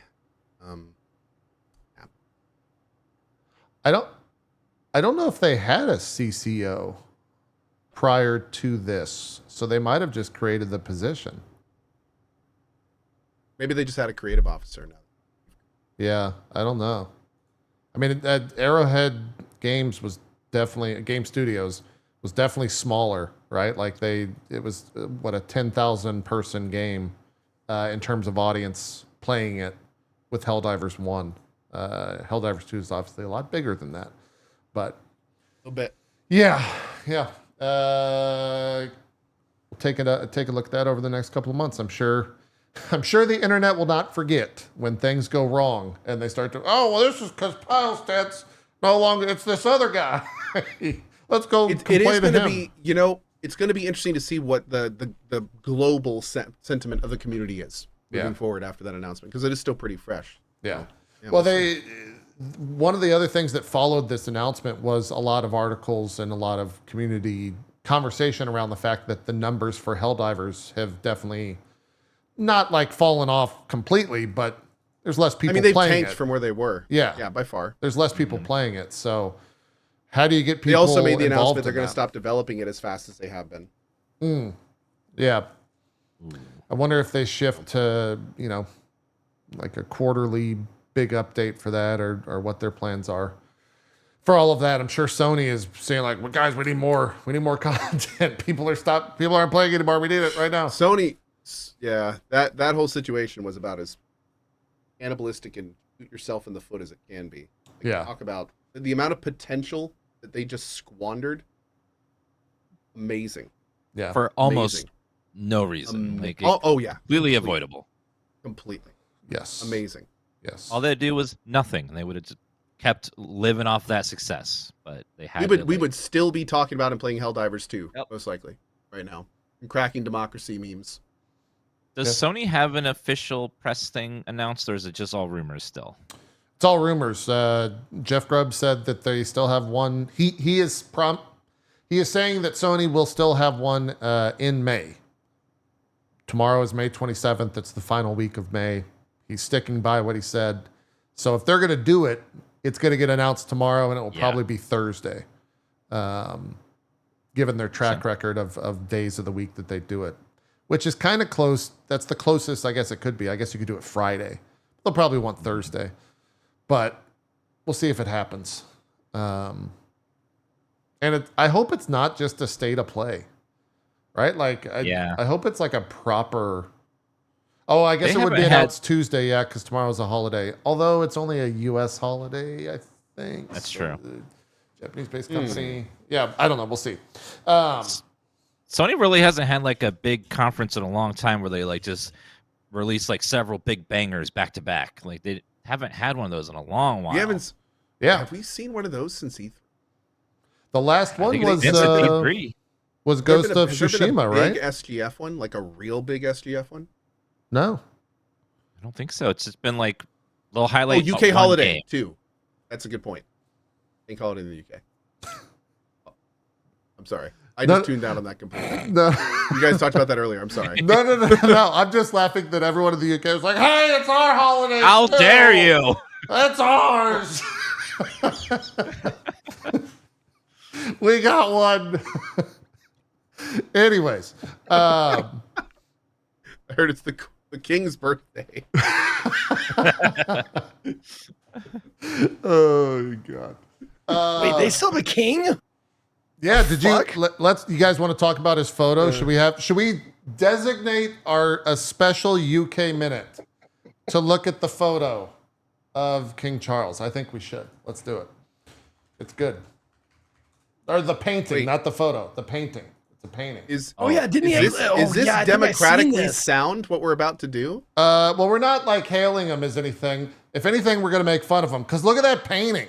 What the fuck were they thinking? It's Vigo from Ghostbusters. This is are you Wait, happy? is that the real painting? UK? Yeah, this is the real painting. That's legitimately the real painting. Is he standing at the gates of hell, peeking out? What is I don't that? know. I don't know. Oh my god! This is dude. why I the think they UK gave him- gets I a think day they off gave him because a the king suit. does this shit.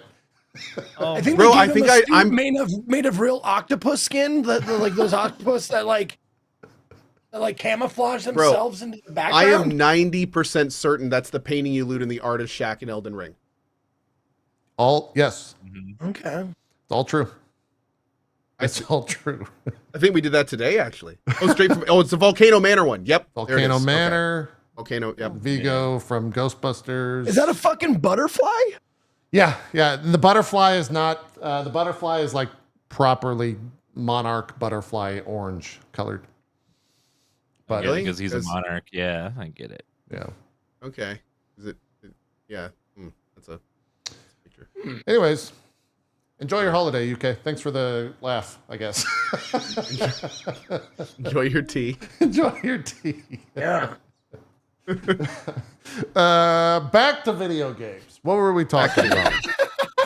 Who do they got coming up next? Is it That transition. Yeah. It's Harry or George or something, right? It's not Harry. It would. Oh God, Chad. Who's your next? William. William. There you go. William. Sorry, I couldn't remember. Because one of them said no, right? Yeah, Harry One of said them's fuck off. "No!" Yeah, William. Okay. William would be. So the next William, one. but William's up there. He's gonna do it. No, Hey, not- people in That's gonna be chat. We are clearly having fun with this as a joke, and we ask that if you please you do as well. Let's stay away from the actual political commentary in chat right now, please. We're just having fun. This is all Thank jokes, you. Okay, thank you.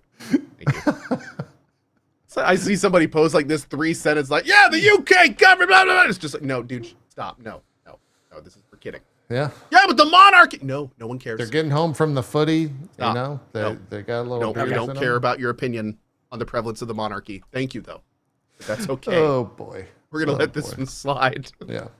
What were we talking? We were talking about PlayStation. Oh yeah, we were talking about PlayStation doing big events. I think the last big event they did was for Ghost of Tsushima, wasn't it? Where they had the like That was a big one. world-renowned whatever instrument it was that he played in that weird it no was called a, AC building, and people called were a complaining mouth about harp? that. Mouth harp, yeah, I think that's Mouth what it harp. was. Yep. But it was the bongo. Thank you, chat. It was indeed. Bongo. Yeah, so that I Weird, think I thought it was the jug, but you know, they showed Last of Us 2 at that same place, and then they like shuffled everyone over into another part of that building. Oh, that was the weird one where they walked Yeah. around in like the Yeah. different areas. Yeah. Is that, oh, was God, that the was a last big huge one, Chad? I think Yeah, that was the musical last chairs. big one. And apparently, the think people that that was went to it E3, hated I it remember. because they were like, Yeah. "Yeah, we just like It's had to super stand hot. the whole time, Yeah. and it was hot." Yeah, they had no. Maybe that's when they gave up. Maybe that's when they realized like it was just not worth it. Maybe. Because they spent a huge amount of money on that, and all they got from it was people saying like, "Yeah, it was uncomfortable and weird," and Yeah. everyone was raving about the performances, but that was about it. I mean, at the end of the day, it's, as long as you have a feed that's going out to multiple places and it's showing a trailer, like you don't necessarily need a stage show, right? Like no one's gonna. The only people that are gonna care about the stage show are dumbasses like us that are watching it, right? Most people are just like, where are the fucking trailers? Give me the trailer. I want to see the new Call of Duty. I don't care what trailer you're showing me. If it's not air conditioned in that room, I'm not liking whatever I'm seeing. I'm gonna be uncomfortable and hot and sweaty and grumpy. Yeah, Good point. there was a small point in time this past, I'd say like 2 months ago. This is when I messaged you asking if you were going to be doing anything for Jeff Cheller or whatever. Where I was going to be contractually obligated to go to the Xbox event, and I was dreading it because it would just be like, I don't want to be in that audience. I have no interest watching that stuff in like the actual venue. I'd much rather be watching it online and reacting to it, that type of thing. But luckily, I'm not doing that anymore, so that's very good. The only showcase I would want to be there in person for would be Devolver's. Sure. Yeah. Oh, God, They film the whole thing, so it doesn't happen like that. But like, I would love to be in that audience if they did. Yeah. Yeah, I guess I don't know if there's anything that I would be like super jazzed about being in the audience for. Like the God of War one would have been pretty cool. Same as, was the God of War announcement the same thing as Final Fantasy VII Remake announcement? Was that the same event? Oh, that would have been a huge one if so. My Yeah. lord. But that, so. hindsight's 2020, I guess, with that. Yeah. They might have had a year in between that. Anyways. As I've gotten older, like when people are like, "Do you want to travel to this event and see this game in person?" I'm like, not really. Yeah, dude. No. Flight there and back, that's like 2 days right there. One of the greatest things, that's a weird way to start that. One of the good things when it came to the COVID times is everyone did everything digitally. And it was nice because no one was like, hey, come out to LA, like Dan was just saying. It was like, we're going to give you a call link and you could just join that. Yeah. It was great. It was super awesome. You don't have to travel. You can just put on a shirt, just hang out there. Don't even have to turn on a camera. Pants optional. Yeah. Yeah. I didn't say pants, Dan. I said a shirt.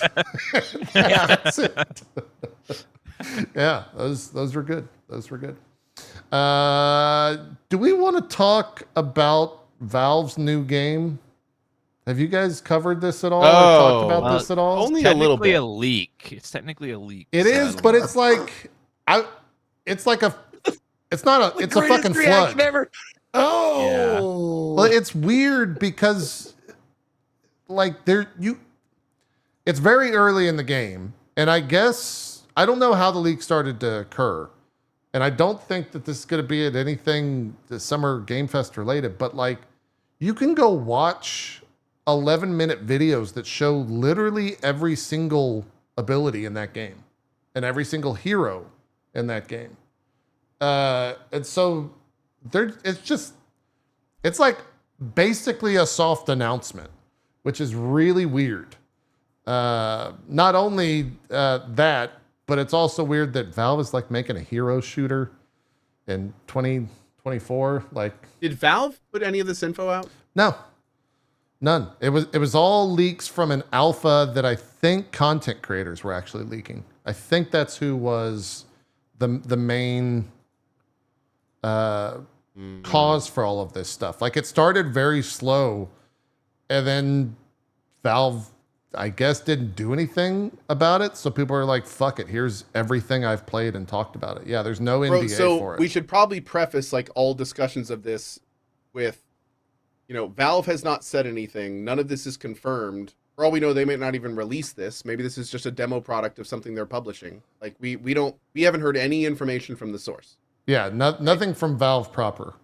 But you can go watch footage of it's very there. Oh, it's very much a thing. Absolutely. Yeah, Absolutely. it's everywhere. Like, they've got all the heroes, they've got all the abilities. I just wonder, like, I wonder what their play is with this. Like, it would be a little strange if they were to just be like, hey, new game, just like every other game you're playing, here it is. Like, I wonder if there's a way to frame this that would make it way, way, way more enticing than what we know about it so far. And I wonder if we should wait to talk about it until Valve has said that. Yeah, I mean, the only real conversation, and we've already kind of had it, is exactly, I think, your response. you say hero shooter, and everyone's just like, ah, Yeah. fuck, and that's that. Like that's the conversation. It's. I don't think people are that interested. And maybe I'm dead wrong. But I feel like that's a weird thing to release. Now, here's what's funny. I've, with this whole investment thing over the last year, I've been talking with a lot of companies. And a lot of the companies I've spoken with are developing hero shooters. And the exact same thing you just did, I had at the beginning of most of the meetings when I first saw those. Like, yeah. Oh, so we're working on a multiplayer hero shooter. Oh, great. A hero shooter. Okay, you're working on a hero shooter. Great. And the thing is that we are not huge fans of hero shooters. We are not big purveyors of them. We don't really play them all as they come out. Hero shooters are one of the largest gaming slices of the pie right now. They're one of the largest successful slices of the pie right now. So even though we're tired of them, like especially game devs that are trying to be monetarily successful, it is one of the most lucrative things to get into currently. So it's really hard. Like I've even talked to one of them specifically who was kind of like, yeah, we're not really jazzed about the hero shooter thing, but since this is our first game, we wanted to have a success. Huh. And it was like, oh, that's interesting considering like I could name hero shooters that have been like massive failures, but at the same time, the numbers show something totally different. So it's a little, but no, it's funny because what you just said about hero shooters is kind of the exact way I feel, but it's a huge industry that's very saturated. But if you actually like get your foot in the door, it's wildly lucrative. I'm curious in some of those meetings, and you might not be able to say, but is it the initial purchase that makes them successful, or is it a free to play model selling skins that makes them successful? Or is it both? It really depends on what the person's pitching you at the time, because a lot of times you're getting investment stuff. They're using the metrics to sell whatever they're selling. Yeah. So the stuff that I most remember hearing about specifically in terms of like the wildly lucrative successful stuff is more the free to play. So the free to play monetization of that stuff is apparently higher than normal.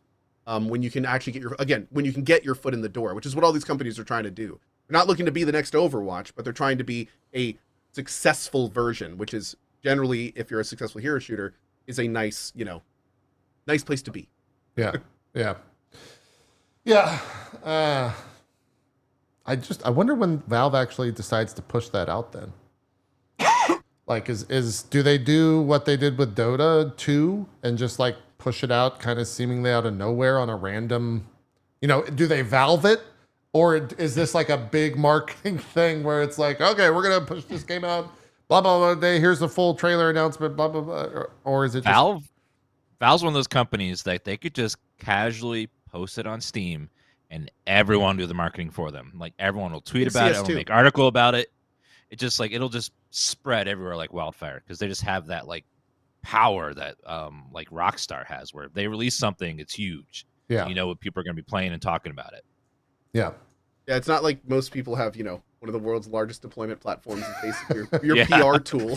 Yeah. I mean, you can literally give 1 million people a pop up with your new game instantly. I mean, and just have it out there. Like it's an amazing place to be. Yeah, that you just put on the banner. Valve it. Yeah, it's valving it in so many ways. I guess that's true.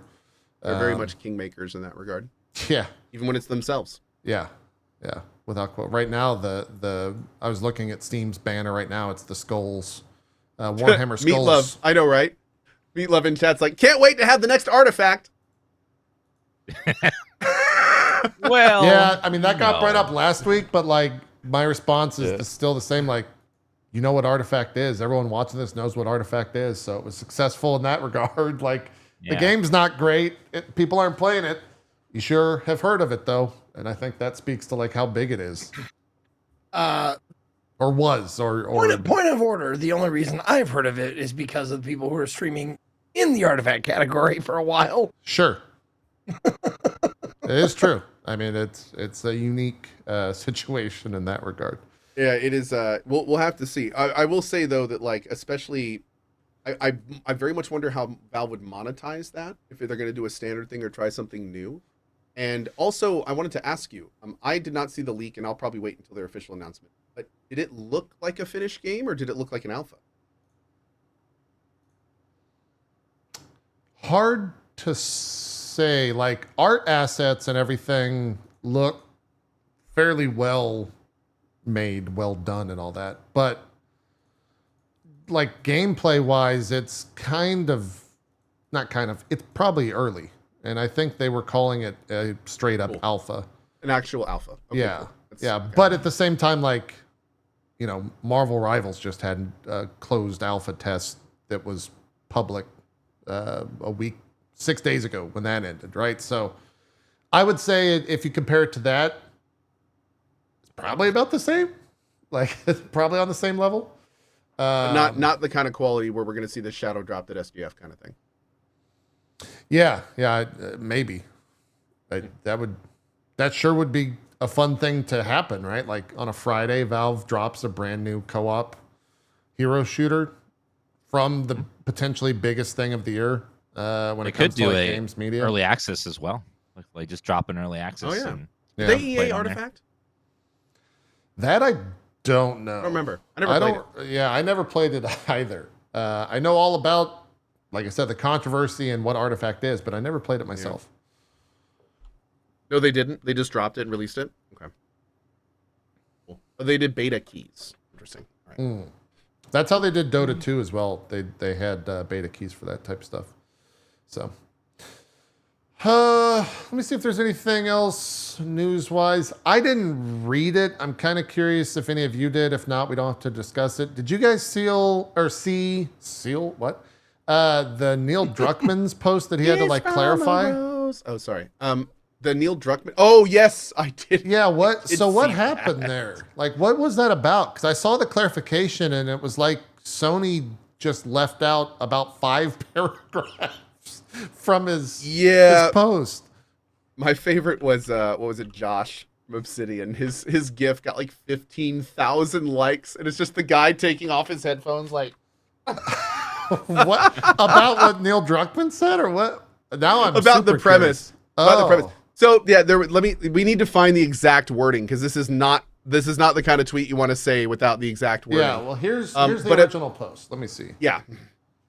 This was the original interview question, and the big thing is that he said, "I'm eager to see how this new game resonates, especially following the success of The Last of Us, as it could redefine mainstream perceptions of gaming."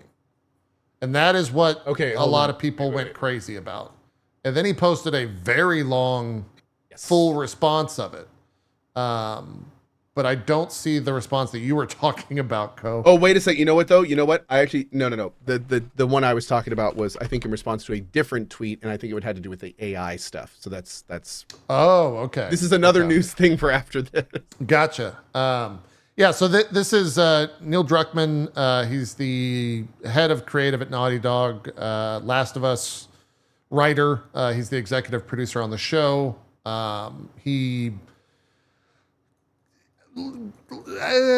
Controversial figure, I guess. Maybe he's polarizing. That's a good. Polarizing, That's the proper term for it. Yes, very. A lot of polarizing. people have a lot of emotions over his style of writing. Yeah.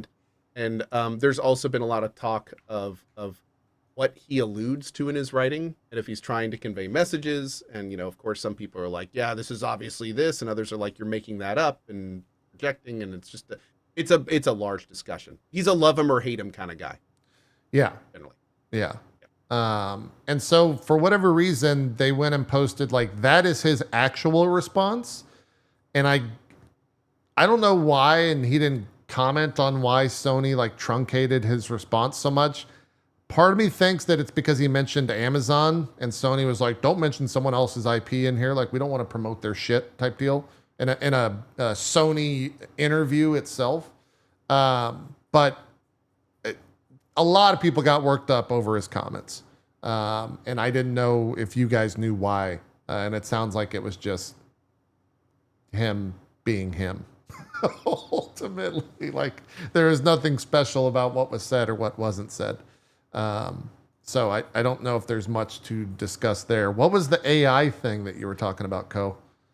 So this was a Kotaku article, and I'm gonna be I have to preface this so carefully. I'm reading the tweet title word for word, and I'm not. This is not.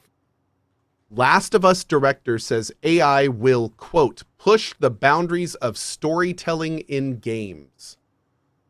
Yep. And okay, I just found it. that was from May 23rd. It had 500 likes. And then Josh Sawyer, the creative director of Obsidian, replies with the headphones guy taking it off to 17,000 likes. Huh. Which is a bit of a difference in terms of where the public sits on that. So it's, yeah, that was, and of course you can imagine how, the global, Yeah. I'm trying to see, like, I'm surprised he would actually say that. Yeah, I'm completely with Casted in chat. AI can do a lot of great things for gaming, but there are certain things, especially right now, that AI needs to stay out of. And that is what would be considered the human element. So you do not want AI doing your artwork or your music or your voice acting or your storytelling or your dialogue writing. Like sure it can do it, but that is not something you want to do right now. AI is great for the production pipeline and technical stuff on the back end and asset generation and rigging and animations and 3D model. Tons of amazing usage there. But good God, AI just isn't in a place right now to be creative and to to write stories and stuff. There's been so many pictures of Google's AI tests that they're doing where they'll ask Google a question and its AI comes back and like someone would be like, I'm having murderous thoughts. What should I do? And the AI is like, the best way to relieve that is to commit a murder. You want to find someone that you can stuff like that. Or just some heinous what's shit. the best way to cook pizza? You want to use glue in the cheese, like stuff like this. So first you need to kidnap a chef. Chefs can be found at restaurants most of the time. You'll need rope and duct tape and a large trunk capable of holding your chef. Yeah. So I also some food in an air hole. I was reading a little bit more in that article. So PlayStation is doing a big campaign about the future of technology and video games, and they interviewed Druckmann about his thoughts on the future of video game storytelling. Kotaku is saying this. He said, disappointingly enough, Druckmann spends chunks of the interview hyping up AI technology as a cost-cutting measure. He says that as long as one can, quote, precisely direct AI tools that can be used to create, quote, nuanced dialogues and characters. AI is really going to revolutionize how content is being created, although it does bring up some ethical issues we need to address. With technologies like AI and the ability to do motion capture right from home, we're reducing both cost and technical hurdles, opening the door for us to take on more adventurous projects and push the boundaries of storytelling in games. This evolution is truly empowering creators to bring their visions to life without the traditional obstacles. I think that was like the full quote. Some of that is completely on point. Some of that's just fine. Yeah. Like I think the idea of being able to mocap from home and not having to go into a studio and put on a suit, like that, those types of AI advancements, that's exactly what we want and need. That's the kind of stuff that's going to let one indie dev make a game that 10 years ago is unheard of in terms of the amount of resources and time that would go into it. Like in 10 years, one person will be making the game that took a team of 20 years previously, thanks to things like AI. But yeah, like, that's such a gray take when you're like, oh yeah, it can help us with careful consideration and, and careful Overwatch. And it's just like, man, we're so far from that right now though. It's like, yeah. No, there's a lot of area between here and there that's bad also. Yeah. I'll say it last week. I'll say it again. I have a vivid imagination and no talent. AI. We're in this like extra weird period right now where we've gone through like probably the biggest chunk of layoffs in the video game industry, like back to back to back, and then people talking about EA even like said that they're hungry to use AI to start making their games. Yeah. It's just like hungry to like replace people and not pay them. That's like, so like it's just coming off as like a really bad time. Like AI is an exciting tool that eventually one day will be something that people can use to do things like they make 1,000 planets for a game and have them all be the same, like Starfield. where you just do repetitive tasks over and over again. Like AI is great for that, but like it's just not there yet to like be creative or write stories or anything like that, or replace people. You need like people currently to rein it in and make sure it's not doing things it's not supposed to. Yeah, it was. I wish I could remember where the article was, but essentially it kind of echoed, I think, my own thoughts, and so there was a little bit of an echo chamber effect because it put into a proper, well-written thought process, apart from my just like, quips about it. The idea that it's just a buzzword these days, like AI is just a buzzword, and so many companies are just throwing it in there because stocks go up when you say AI. Yep. And the fact that like true AI and not even true AI, but like all the AI tools are kind of what you were saying earlier, Dan, about Google's. They're all just dog shit. Like they're nowhere near any of that. And so anytime you see that stuff these days, it's just buzzwords. It's just, people trying to get the stocks to go up. It's kind of like what crypto, Nvidia's it's doing. NFT. Yeah. It's and the thing about it that is the most ridiculous is AI doesn't mean anything on its own. It doesn't mean anything. It's an umbrella term. Like what AI actually is the implementation in whatever specific thing you're talking about. But like the majority of the industry doesn't even treat it that way. So it is a buzzword. That's all AI is these days, is a buzzword. Yeah. Which is unfortunate because there's a really nuanced conversation behind the really overtly genericized buzzword. And that's that's the thing. Yeah. And we don't do it we brought it up now 2 weeks in a row. Probably 3 weeks in a row at this point. Like it's all in our industry, it's all we fucking talk about. It's only going to get worse. Yes. It's only it really is. I was talking to my son yesterday, or just a couple days ago. Funny enough, about like when I used to play games. Yeah. And stuff. And we were talking about like when it's going on. And he just casually goes like, cool, so you're saying that one day I'm going to be able to sit down and just type in a few sentences and it'll make a game for me to play? And I was like, yeah, we're kind of headed that direction, actually. Where you're just going to be able to sit down in front of the computer and like write out what you're in the mood to play. And then it'll just kind of like compile that for you. And then you'll just play the game that it just made you. Yeah, we're kind of going that direction, right? Yeah. Skyrim has a very interesting mod right now where you can install it and then AI will respond to you from any NPC and it'll try to formulate the responses like what this person in this world would say to you in this moment if you type any phrase in there. It's quite hilarious, but it's just like that one day will be what games can do is they can generate content as you're playing it. And it's exciting to think about it. Yeah. Like, and it's funny what games because can be. It's funny because for us, one of the biggest issues with AI in games is actually the reverse of what you would think. And it's actually not making the AI do more. It's making the AI do less. Because one of the problems that game developers are running into with AI is that it can do so much and its information and stores are so vast that it only fits in real world situations. You can't put it in a fantasy situation. You can't put it in a situation where certain things don't exist because the AI becomes so vast that it will start bringing in things that like don't exist in that world or make connections that it shouldn't be able to and things like that. So now game developers are like, how do we intelligently dumb down AIs to make it so we loop, like, how do we make an AI to make the AIs fit the game world? How do we make an AI that properly manages the AIs so that it's all believable to the dumb humies? Fuck me, yeah. And we have the AI make robots to then make computers for the AI, and then it's a circle.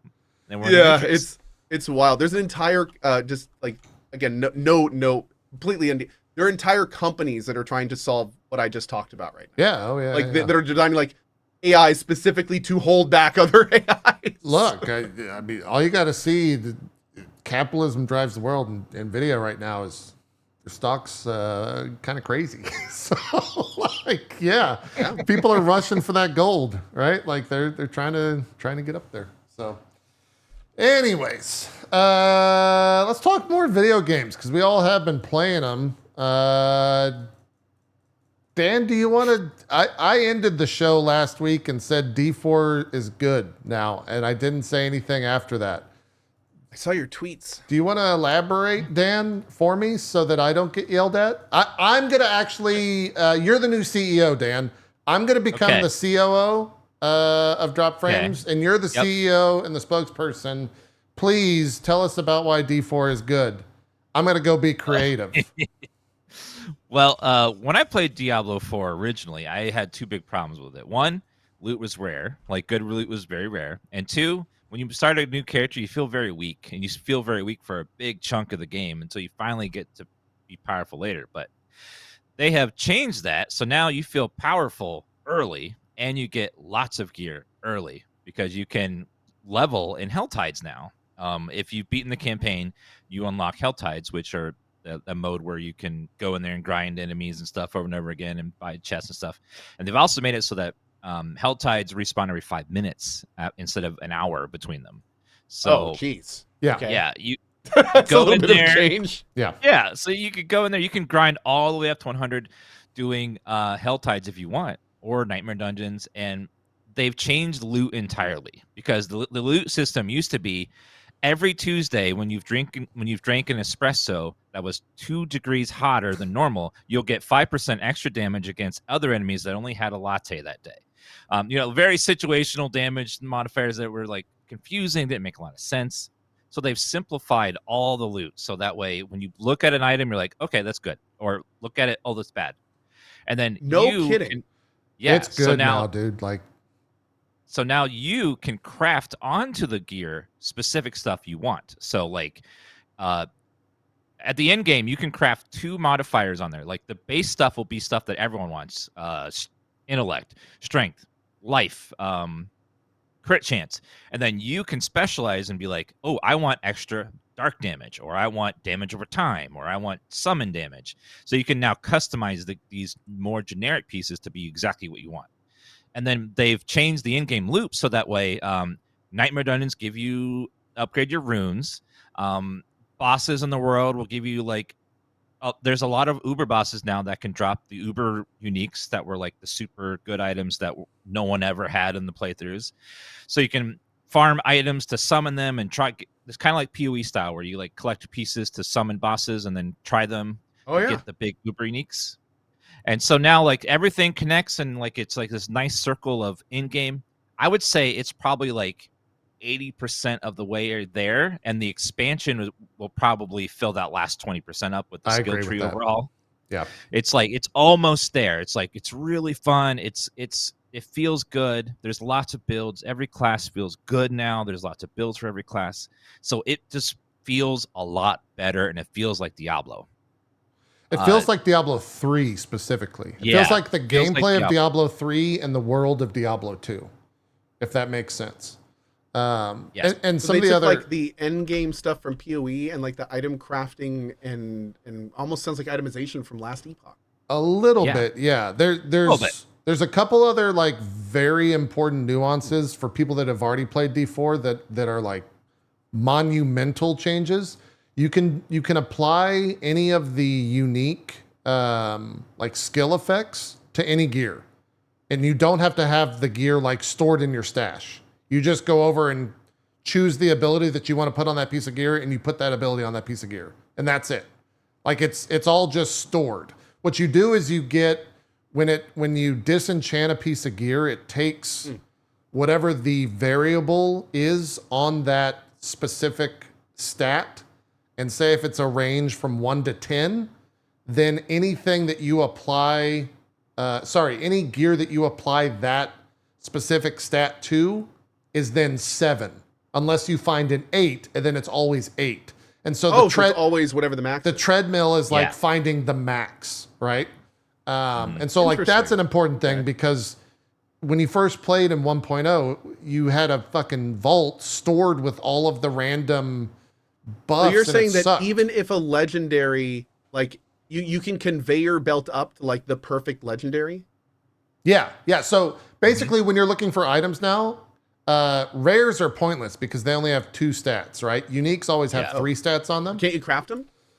No, because they only have 2 stats. So that's the thing is there's still some awkwardness when it comes to the items. You basically always are looking for uniques, but that's not you're still completely overwhelmed with the items.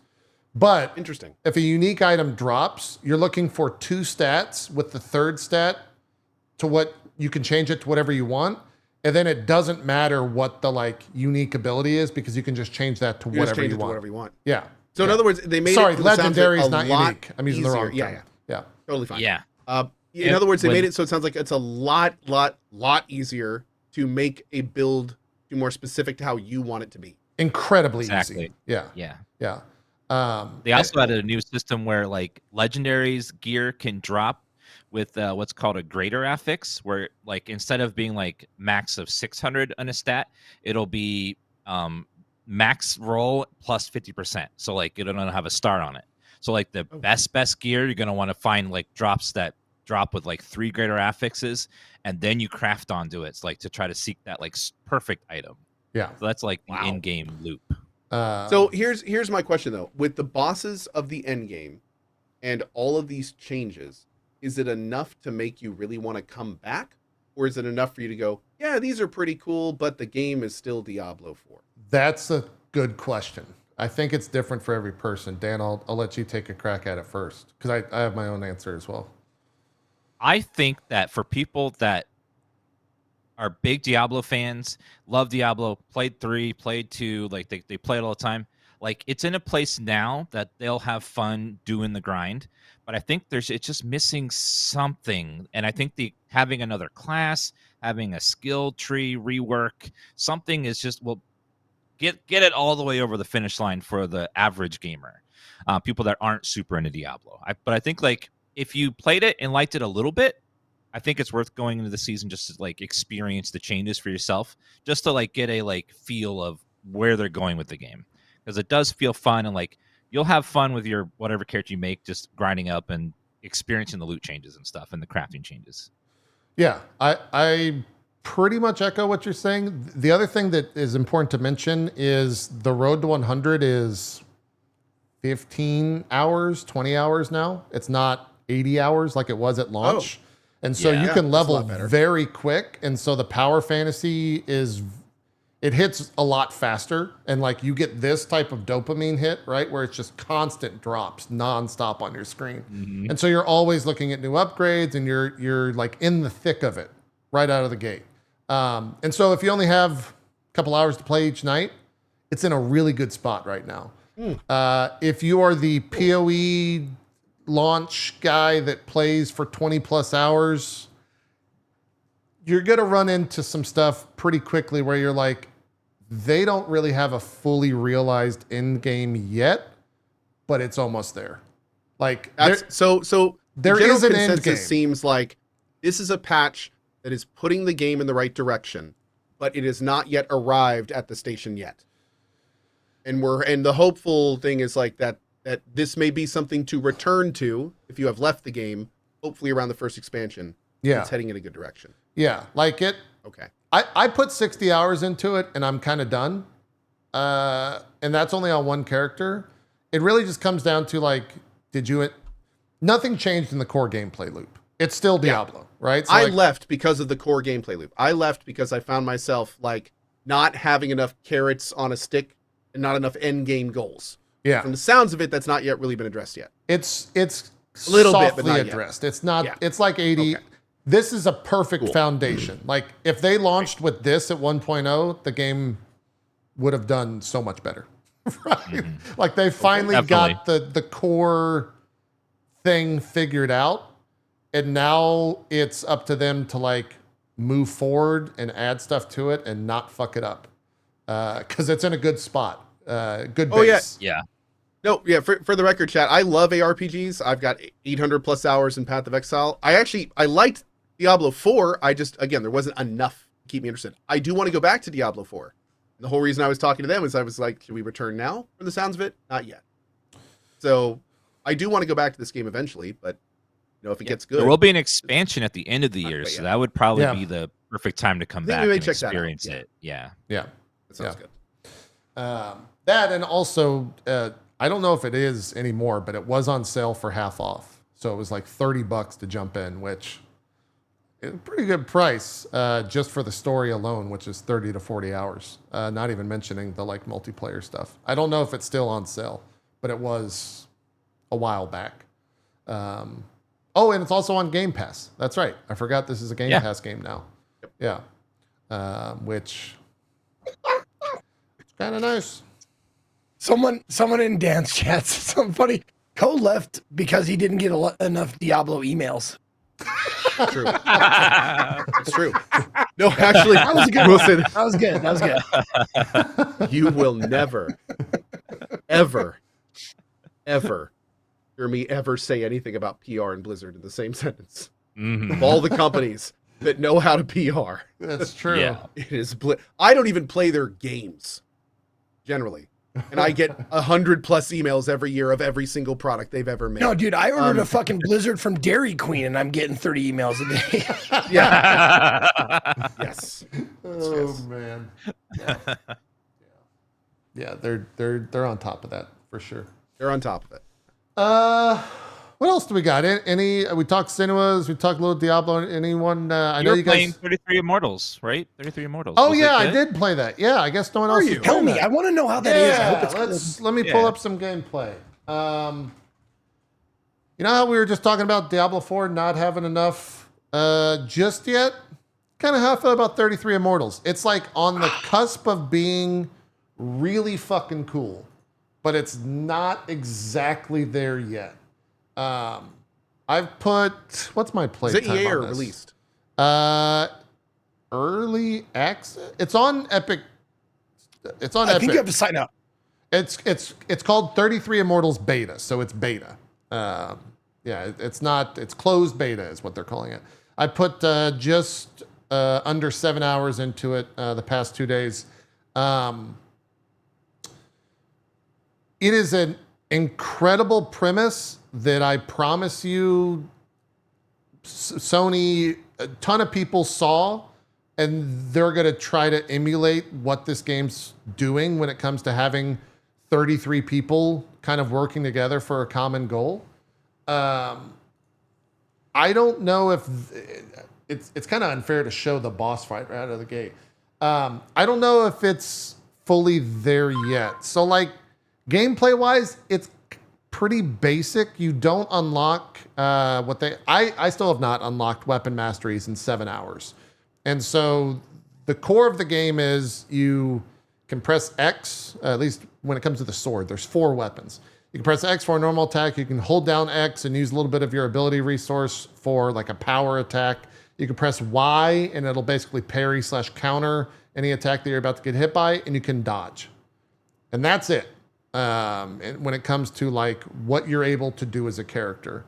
And you're not really doing much. Like it doesn't have the Hades level of depth, if that makes sense. Like you're swinging a sword, you're dodging stuff, and it's that.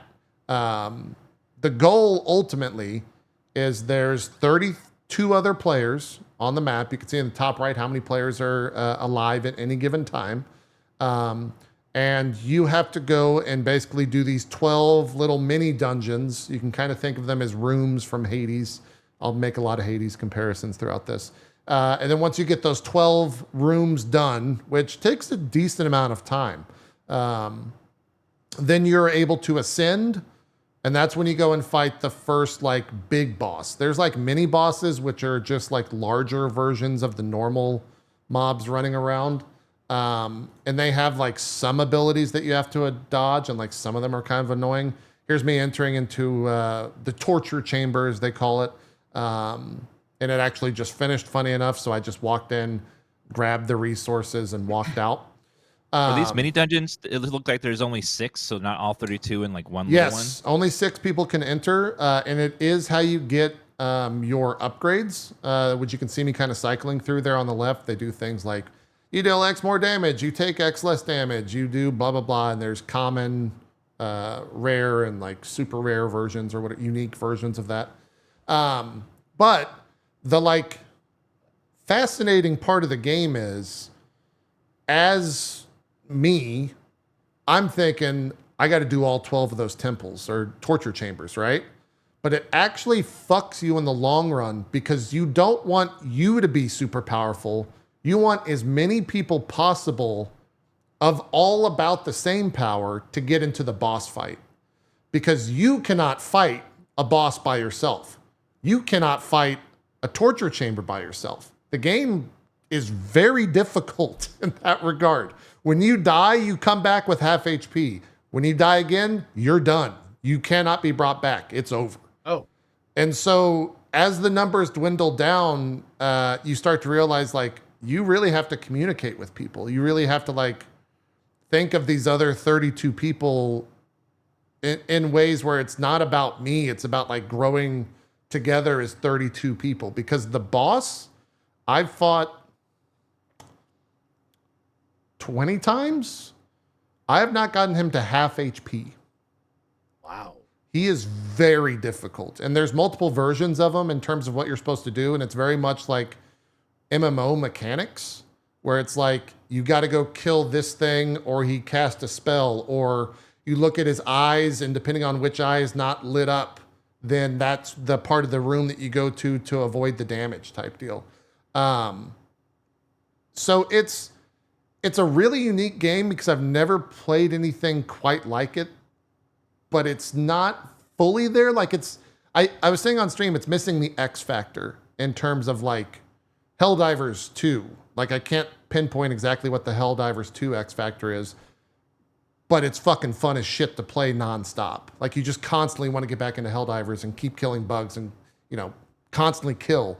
And this, after about 10 or 20 runs, you're kind of like, my teammates keep dying. I don't know how to help that, because that's what's stopping me from moving forward. But I don't know how to make them better by being better myself. So I'm kind of stuck. I also played the first day, and I do think this is a game that's kind of a knowledge check when it comes to those bosses. So now that a weekend has transpired and people are able to like see the boss and understand how those bosses work mechanically, you might see a lot more people actually defeating it. People in my chat are saying that they have actually killed themselves. I only got about half HP on the first and second day. But it's really a knowledge check ultimately. And so it's interesting because you're like, individual skill only gets you so far in this game. And I haven't really played a game like that. Individual skill and individual knowledge. Because you can't type. There's no chat. You have... Oh, at all. Yeah, there's no chat at all. There's no voice comms at all. Okay. You have like the ability to say like little emojis type deal that say like here, but people aren't gonna like the chances of someone being like, oh, he's telling me to attack this, right? Like unless they're really paying attention, people are just getting there and mashing buttons. So it's a very unique game that I hope the feedback they get from this is they need to make the weapon masteries maybe easier / faster to unlock, because I think that is where like the core of the game is, or the core of the combat is, because I never even got it. I can't tell you exactly what the weapon masteries unlock or how they change the combat at all, or if they change the combat at all. But the like core gameplay loop, I'm very much into, and I very much will have my eye on like what they change and what they do. And I hope that more games kind of, I don't even know, like, I don't know what type of genre of game this is, apart from the second to second gameplay, like co-op. Can you make team? a private lobby, action? or is it just random people? Like, can you I- like so- form a group ahead of time? You can have a party of 3, so you and 2 others, but you can't do private lobbies. And I had devs in my chat, and I was like, I would love, and I said this as like a streamer, I would love as a streamer to be able to invite people from my chat to play in. Oh, no brainer. And it would be Yeah. incredible. And they were Like like, Twitch well, that lobbies? kind of defeats the purpose of the game ultimately in terms of what we're doing or wanting to do. I'm kind of adding to that because I do think that they're wanting for like strangers to co-op, because it would Purpose defeat is the to purpose. not go in with friends, Yeah, basically. I think that would kind of like defeat it. The devs necessarily didn't say that, but maybe they add that in and that's like the fix. Because at that point it just becomes an MMO. Let me show, this is like the part of Ascension. Let me show you the boss just so you can see like how crazy the boss is. You get ultimate abilities, that's what that is. If you kill enough things over time, the 4 different weapons that you get can do different things. The sword that I'm using is the quote unquote tank. And so we can give 2 other people plus yourself a shield. This is from the devs of Joden. Forgot how to say that. Jotunheim. And so you'll see like bosses are Just kind of Jotun. similar. Here's Lucifer. Tun. That's his HP bar at the top, and then you can see that he has 8 other HP bars. Oh damn! As you do. As you Right? do. It's tough. Not to mention Spiritfarer, by the way. Yes. Yeah. Yeah. How much like real progression is there between the round? Like, So is there anything to sink your teeth into? Or is yes. You get what I think they call them perks in game. You don't get them right off the bat.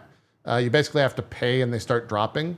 And they do things like increase your base HP, increase your base attack, and you can have, I want to say, up to 6. I only had 3 unlocked. So there is like a good amount. I wish that stuff unlocked a little bit faster. At the moment, it's very grindy, and so maybe feedback-wise, they'll get that. That it needs to be sped up just a little bit. But you know, it's beta, so hopefully that's just them fine-tuning the speed at that stuff.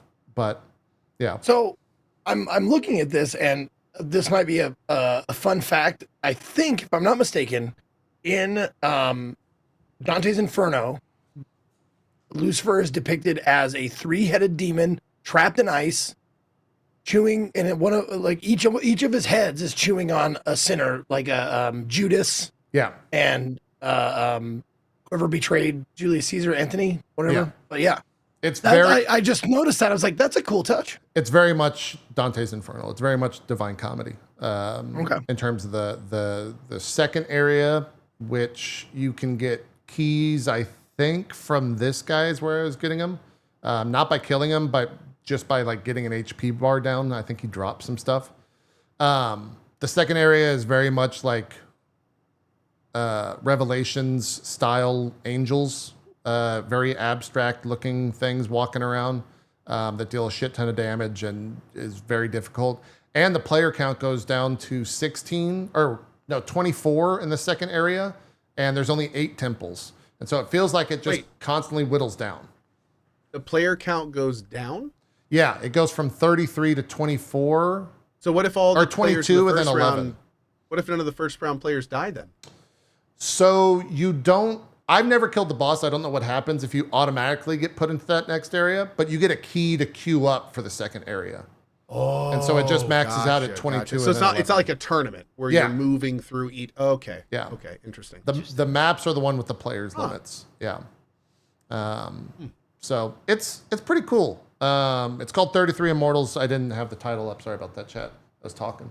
But it's, I don't know if it's gonna, I don't think it's gonna have the same like Helldivers level of success, but no one could I ever. think there's enough depth. Yeah. No one also suspected that Helldivers would go as big as it did.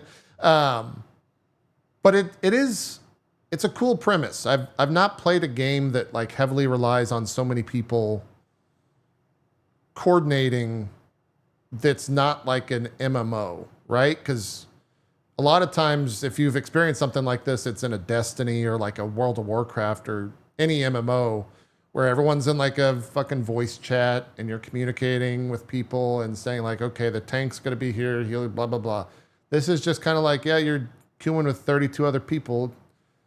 Hope they don't suck. That last AOE None of looked them are like AFK, bullshit. huh? Oh no, that was just a wipe because we failed. It was a DPS check. Okay. The entire What do bosses they are do DPS about that, checks. JP? Do what? Okay. What do they do about AFKs, bad players? Nothing. Like, can new players queue in during the round, or is No. it just the 30? And that's another Okay. annoyance because there's Well. also a decent amount of crashing. I shouldn't say a decent amount of crashing. Oh no! It has like a memory leak You in the can't queue game, back into the round if you crash. and you cannot queue back in. I do not believe. So Oh, that sucks. a lot of times you'll join a lobby and then immediately like 2 people will drop or something. So then you're like, well, 31 Immortals, fucking here we go. Yes, I'll die then. Yeah. Let's repeat though as well. This is a closed beta. Yes, So, it's like, very early. Yeah. This is not Yeah. full release or anything like that. Yeah, yeah. Good to mention. It's a great baseline. And I could see them if they have enough variants, if they add. I think there's going to be a lot more than 4 weapons because they're on like pedestals, and so I think there's 12 pedestals, and only 4 of them have weapons on them. It's like a sword, a bow, a staff, and like daggers. So kind of your like mage, tank, archer, DPS, and like rogue character. So Dem trolls saying until they fix that, they should probably retitle it roughly 33 Immortals. yeah, no, it's definitely roughly 33 About Immortals. 33 Immortals. It's cool though, 'cause, around there. like you spawn in, right, and they make sure that only 6 people spawn in or 5 people spawn in around you, and so when you spawn in, you kind of stick with this crew. Like at any Yeah, point, you got you can. your little predefined group. Yeah, you've got like a little group Yeah. of pretty much random people if you're queuing solo, and you don't want to venture out by yourself because you're gonna die very easily. But it's a very cool thing when you're like, all right, these 5 folks here, we're now a team, and we got to go move forward. I hope they follow me. I haven't really If you're, experienced like- that before. If you're like playing this and let's say like 10 people die, like is there almost no chance of finishing the boss at that point? Yeah, what do you do or- if you like get towards the end and most of your Yeah. team's dead? Do you just like all shake hands and die together? Like, what do you? Yeah, That it? yeah. Oh, You can. Group Sudoku or something? Like, So there is some things transcend beyond the game. So the little purple crystals are how you increase your perks, different ranks. So you can rank them up. So you have like that's the rogue light, I think, aspect to it, where there is like persistent progression. And so even if you're at the end, you can still move forward because that stuff's going to drop no matter what. And so I guess that's the goal ultimately at the end. But a lot of times you'll reach, ascension, which is getting all the temples done. There's like 10 of you. You're like, guys, we're not going to this win. isn't happening, y'all. Like, you guys want to see the boss? I guess we can practice. I think if anything, that's where people just learn the knowledge of like what the boss mechanics are.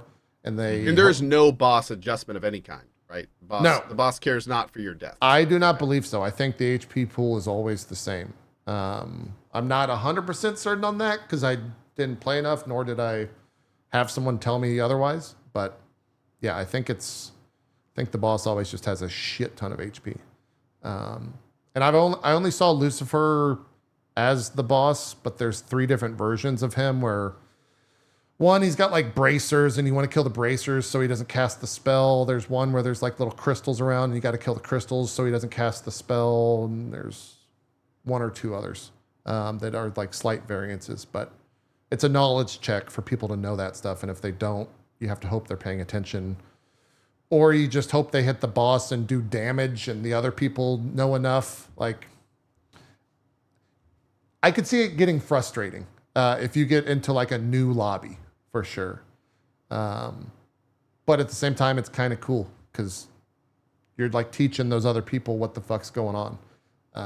It's a cool thing. I like that aspect of it. It seems like it'd be an annoyance. And I think that I would be someone that would typically get annoyed by that. But the entire time that I was playing, maybe because it was so new, I was just like, all right, guys, you gotta, guys, stop attacking. Come here. Attack this. Hey, you're attacking the right thing. Good job, guys. So it's job, cool. player. Managing. Yeah, it's cool. It's very unique. I don't know another game that has that level of people that you're kind of coordinating. Do you remember, like maybe Savage? Was Savage that game where it had a bunch of people? Savage. And with you're like, commanders and everything. I love Savage. yeah, It's it would be like Savage without a commander and another team, and another team. Yeah, not yeah. multiplayer. Yeah. or like looking for raid in WoW with no comms or mics or chat, and Which it's hard instead of easy. in a lot of ways, people kind of want that because they don't want to fucking talk to people in World of Warcraft Yeah. or get yelled at or anything like that. Uh-huh. Yeah, or Planet Side. Yeah, Planet Side a little bit too. There, Oh, Planet Side. you get a little bit of that same feeling in Planet Side, for sure when It you was like so take good. over something. So it's cool. Hope they do more with it. I also wonder like how many people are on the dev team and what the roadmap is because I don't think they've talked about any of that. But it's a cool The thing. art looks really cool in it too. I like that Yeah. hand-drawn art style. Yeah, they're going for a little bit of the. I don't know if it's in. They've got a little bit of the like Hades aesthetic when you're talking to NPCs. So it's got like the art on the left-hand side and the dialogue in the center.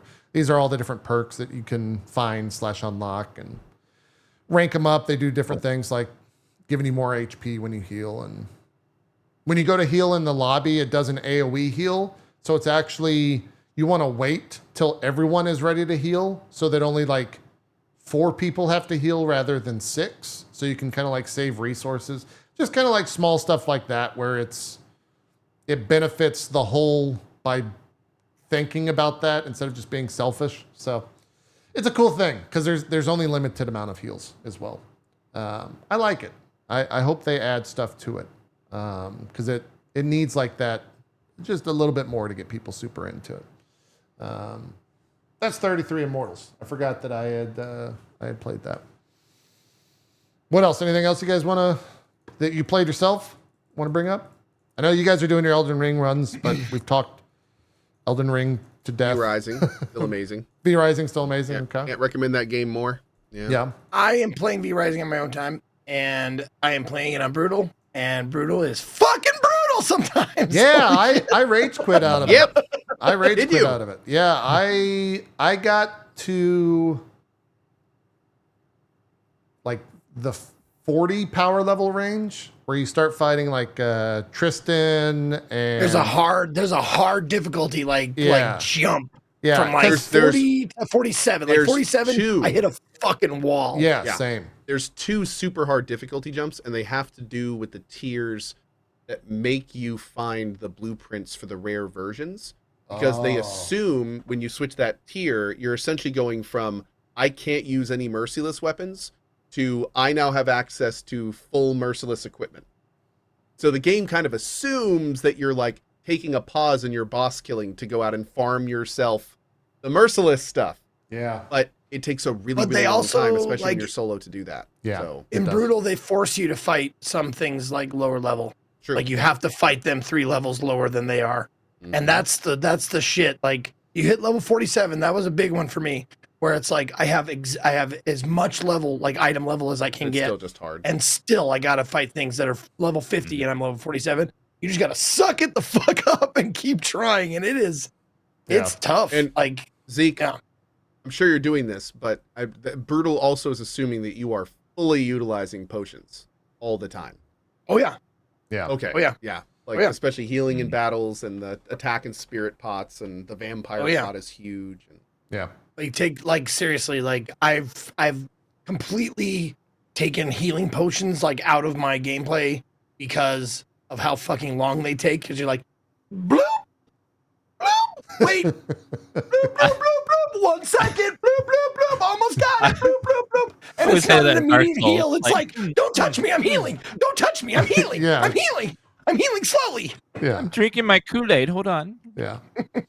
Yeah, I No, rage quit on Tristan. I was like,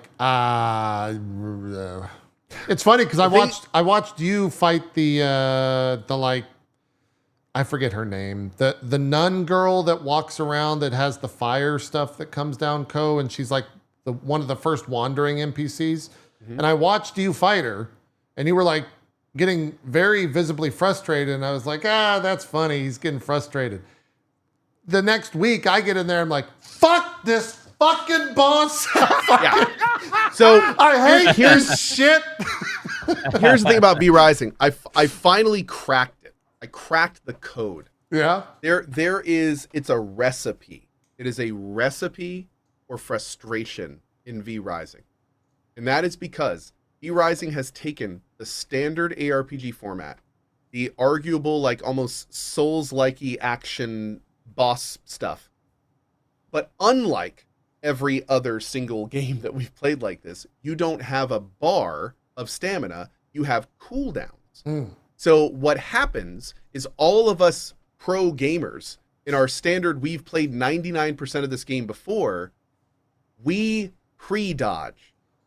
Sure. And V Rising is set up to where, especially on brutal difficulty, you are not allowed to pre-dodge. In V Rising, movement speed is king, and your dodge is only for moves that you cannot avoid with any other, like no counter, no movement skill from your weapons, none of that. That is the only time you dodge. And if you don't wait for that time, you will almost guaranteed take damage. Yeah. And the problem there same goes is that for, all of us, like, the older we are, the more muscle memory we have to where what I just said is not possible to do.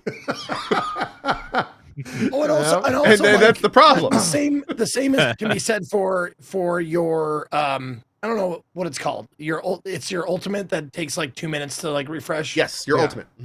You use that at specific times during the battle. You don't just like pop into the battle. I mean, some like at the very beginning, the first one you get, you're just like, all right, first thing I'm gonna do is ultimate. Pow, pow, pow, pow, pow. Start the fight. Okay, let's go. It comes like after the bosses get harder and harder, you save those for times like, okay, I gotta save this. Don't do it right away. I gotta save it for when the ads come out so I can kill all the ads down, blast them down, and then just keep like dodging and hitting. That's exactly right. Like so like I have never been more frustrated or more satisfied. I mean, not never, but like it's rare when I get more frustrated or more satisfied losing or killing a boss than I do in V Rising. It's really satisfying. I will say that it feels so good, especially later. I will say, if the controller support for it was more twin stick like, where you could move the camera with the fucking stick, holy God, Controller's unusable. I'm trying to do it with keyboard mouse, and that's like everybody does it that way. I want to try. I want to do it like if it would feel good with controller to these fights, but you can't move the camera with the controller. Like you can, but it's a double button press and then a fucking rotate. It's fucking ridiculous. All I want is to be able to like, go ahead.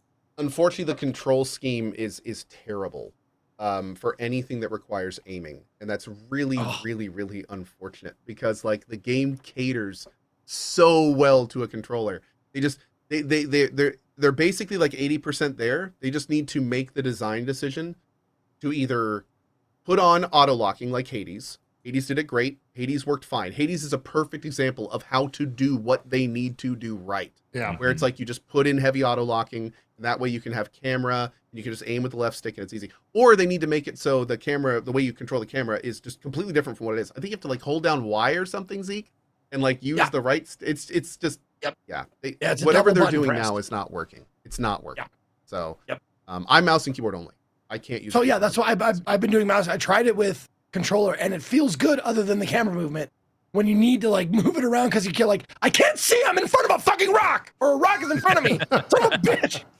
Because it feels good otherwise. So like mouse and keyboard is fine except all the fucking times when you're like you got 2 health left. I'm gonna zoom in there and get your 2 health. They're behind me. You're slicing as hard as you can, and they're just like you're back to back with them. How many times I've done that is just fucking insane. Yeah. Yep. Game's I do want to echo with Zeke though. There are very few games in the thousands of games I played over my lifetime. There are very few games that make me feel as good as I do on hard boss kills in them. And it's because you have to work for it. I just beat a boss named Adam. Oh, I've heard about him. It took me 5-ish hours of attempts, and the fight that I beat him on was one of those fights where it lasted like 6 or 7 minutes. And by the time I was done and he had 1 hit left and I had like 3 hits left before I was dead, I was so concerned that I was going to lose that fight just because my hands were shaking as much. I've been there. I was literally going, please do not fat finger this. Please do not fat finger this. Like you have 1 hit left. Do not accidentally cast something that's going to get you killed. Like it was, and it feels amazing. It feels great. Like I can't wait to do Dracula. I have 1 boss left. It's Dracula. And I've had people tell me like, you are gonna lose your mind in this fight. Huh. Like you are gonna lose your shit. Yeah. Thankfully, This a few people told me is- Adam was harder, so I'm Oh. going in with mixed feelings. Okay. All right. This is one of those games where it happens so often, like more than like Souls games or anything like that for me personally, where I get the boss to that much and then lose Yeah. so many times in this yes. game. Yes. Fuck. I And swear it's to God. just so frustrating because you're like, I just need one hit. So you're like, and I switch because I use crossbow a lot or the bow a lot. So I'm like, pew, pew, pew. And then it's like one hit and I can't get it because there's ads in the way. And I'm like, zoom in. Where are you? Where are you? Dude, Where are you? that's why I One lost. hit. That's why I lost my mind against the fucking the nun, the fire nun girl. She would heal, and to heal, Oh, you yeah. have to do you have to so freeze her. annoying. You have to freeze her, but you can't freeze her because random fuckboy mobs just walk in there, Random Yep. mob. and you You can't gotta freeze. Oh, the move to a mobs, dude. place you The can mobs. fight them. It's so I, stupid. that's why I was just like, I'm fucking done. I'm done. I'm all done for it. Like, I'm No, good. and this plays into the dodge thing. The entire thing about V Rising is it looks like an action game, Yeah. but in reality, especially on Brutal, it is far more a tactical. Like it is so much more about making sure you're engaging the enemy in the right area, making sure that you've properly created the area that you're going to fight them in, make sure you have all the right pots, make sure you're using the right weapon, make sure you got the right skills loaded for that skill set you're fighting. Like, I think it's super cool that in V Rising, almost everyone has a different set of skills they use on different bosses. And there's very few things and very few players that will just use the exact same 3 skills on every single boss. Like, there's so many times where it's like, okay, I just got killed using my favorite build against this boss like 5 times. Let me try this skill, and this ultimate. And then you'll try through a few times and be like, okay, this worked and this didn't. Let me try this skill for that skill. Yeah. You know, like my Adam kill, I ended up using a skill that I hadn't used on any other boss. And this was the 56th of 57th bosses. And it's like, that's awesome. That's really, it speaks so highly to the design. Yeah. On the opposite end of the scale for this game, it has some of the most peaceful and beautiful base building. Like building that castle and decorating it is so nice and Yep. comforting and relaxing in between the rage-inducing bosses. For sure. I had so much fun making the vampire castle and just upgrading it and decorating every little corner of it. And every person's castle looks so different because they have different ideas for what looks good. And I know, different I need- locations. Oh, huge. Are you done with your castle, Dan? I need Huge to go see thing. it. Not yet. Huge thing that they added that I don't see in a lot of other games. Huge, like in a lot of like building games where you build your own house and blah blah blah. Wallpaper, auto. They have auto wallpaper everything. So you get to one square of your wall, and if there's a little command that says autofill, and you go boop, and it goes. Dude, Huge. I Thank you, played back in the Sim. day when that didn't exist, and it literally took me like 15 minutes of just walking. Just going every around. column, Oh. every column is 4 different sections of wallpaper for Oof. each corner. Sure, so you yeah. had to like go to you had to do like the wall, the 2 columns, the wall of every corner. It was horrible. Yeah. it's Now, it's holy shit. let me ask you guys a question about V Rising real quick. Just as far as building, like inside your thing, if you want to get the most out of your crafting stuff, you have to have the proper flooring, like alchemist flooring, and you have to have it in a room that it's its own. room. Yeah. Now, does that look fucking messy to you guys? Because it looks like shit to me. Like to have So all the that's stuff in that's one the game. specific room. I'm wondering if I'm missing something because I just put open doorways instead of like walls, and the open doorways work, but it looks like crap. And if I remember from the last time I played a long time ago, you could do arches, and those look fine. Those look good. so the arches are generally over windows. Yeah. But No, I'm just that's saying, not like, doorways. The instead of like there's only one doorway. doorways, they had like arches that looked cool. The doorways are just boxy without doors. I don't know. But to Okay, answer okay. your question, It's just a minor that is style thing. basically the way you do it. I mean, you design your castle like a house. So like each room has its flooring, and I generally only use like one machine of each type. So you warp up to the second floor of my castle. You have your warper in the middle, a square room on each corner. You can kind of go And to in those of different you- hallways. Yeah. In Co's chat saying that, like, I haven't got to that boss yet that gives you it's so silly that it's so far away, but like the boss that gives you open double doors. Like Yeah, that would some of open the- up a whole bunch of shit. That'd be great. But I haven't defeated that fucking boss yet. Ah, One of the unfortunate things, and this is, it's so beautiful when games do this properly, and it's not something that's talked about too much, is allowing the player to fundamentally lay down the skeletal part of their base as like one of the first things in the game, and then as the game progresses, let them upgrade that instead of replace it and have to rebuild it. Like that is a very, like when games do that well, it's kind of amazing. It's not really, again, not really talked about. it's very hard to do. It is very hard to do. V Rising, unfortunately, is one of those games that, like, with the double doors, for example, being so far in, and that requires you to then have to, like, break some stuff down, redo your castle a bit, do all that kind of stuff. So, but I will say, that being said, base moving QOL in V Rising, some of the best I've seen in any game, and general base construction QOL, phenomenal. In fact, the only couple big things it's missing, the devs told me in channel, they specifically decided not to put in the game for PvP reasons.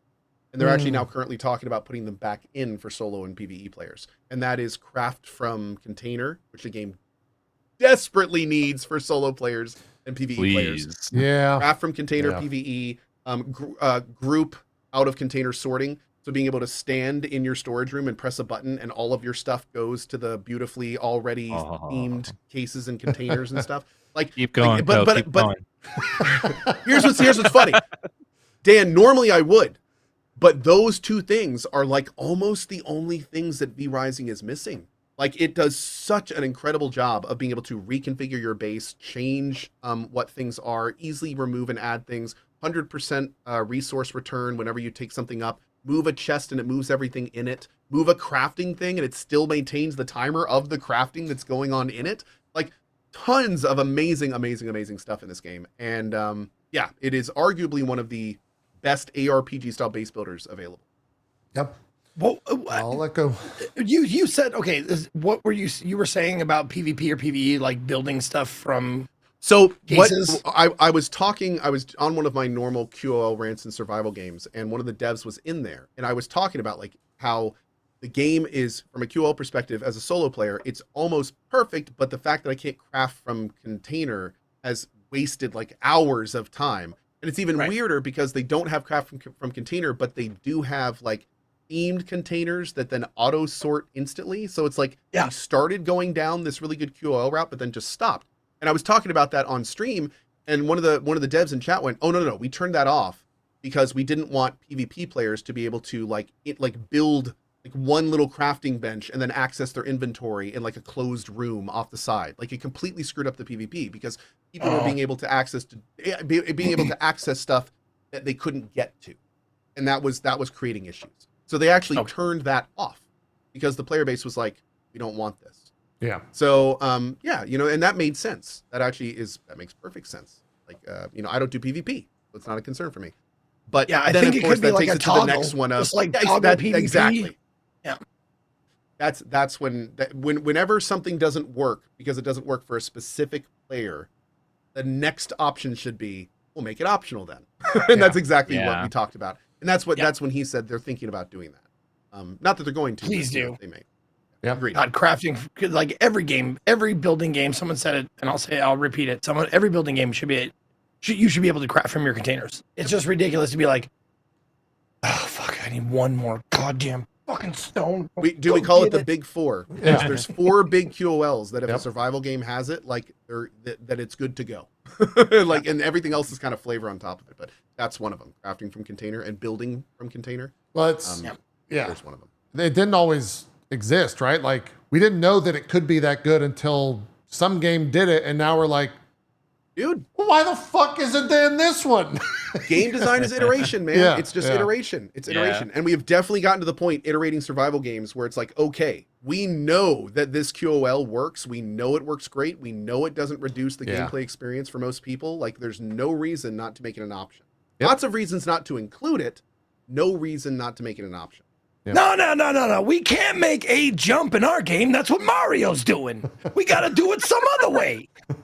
I hope they say it with that Just voice do it every the way time. everyone It's loves, true. okay? Yeah. Japanese It's on Nintendo. developers at Nintendo Yeah, I love definitely it. are Brooklyn residents. Everyone knows that. All those they're Brooklyn copying- mobsters over at they're Nintendo copying the Japan. Japanese game. Oh, The Brooklyn guy Oh, is okay. looking at Okay. Mario saying, we can't do it like that.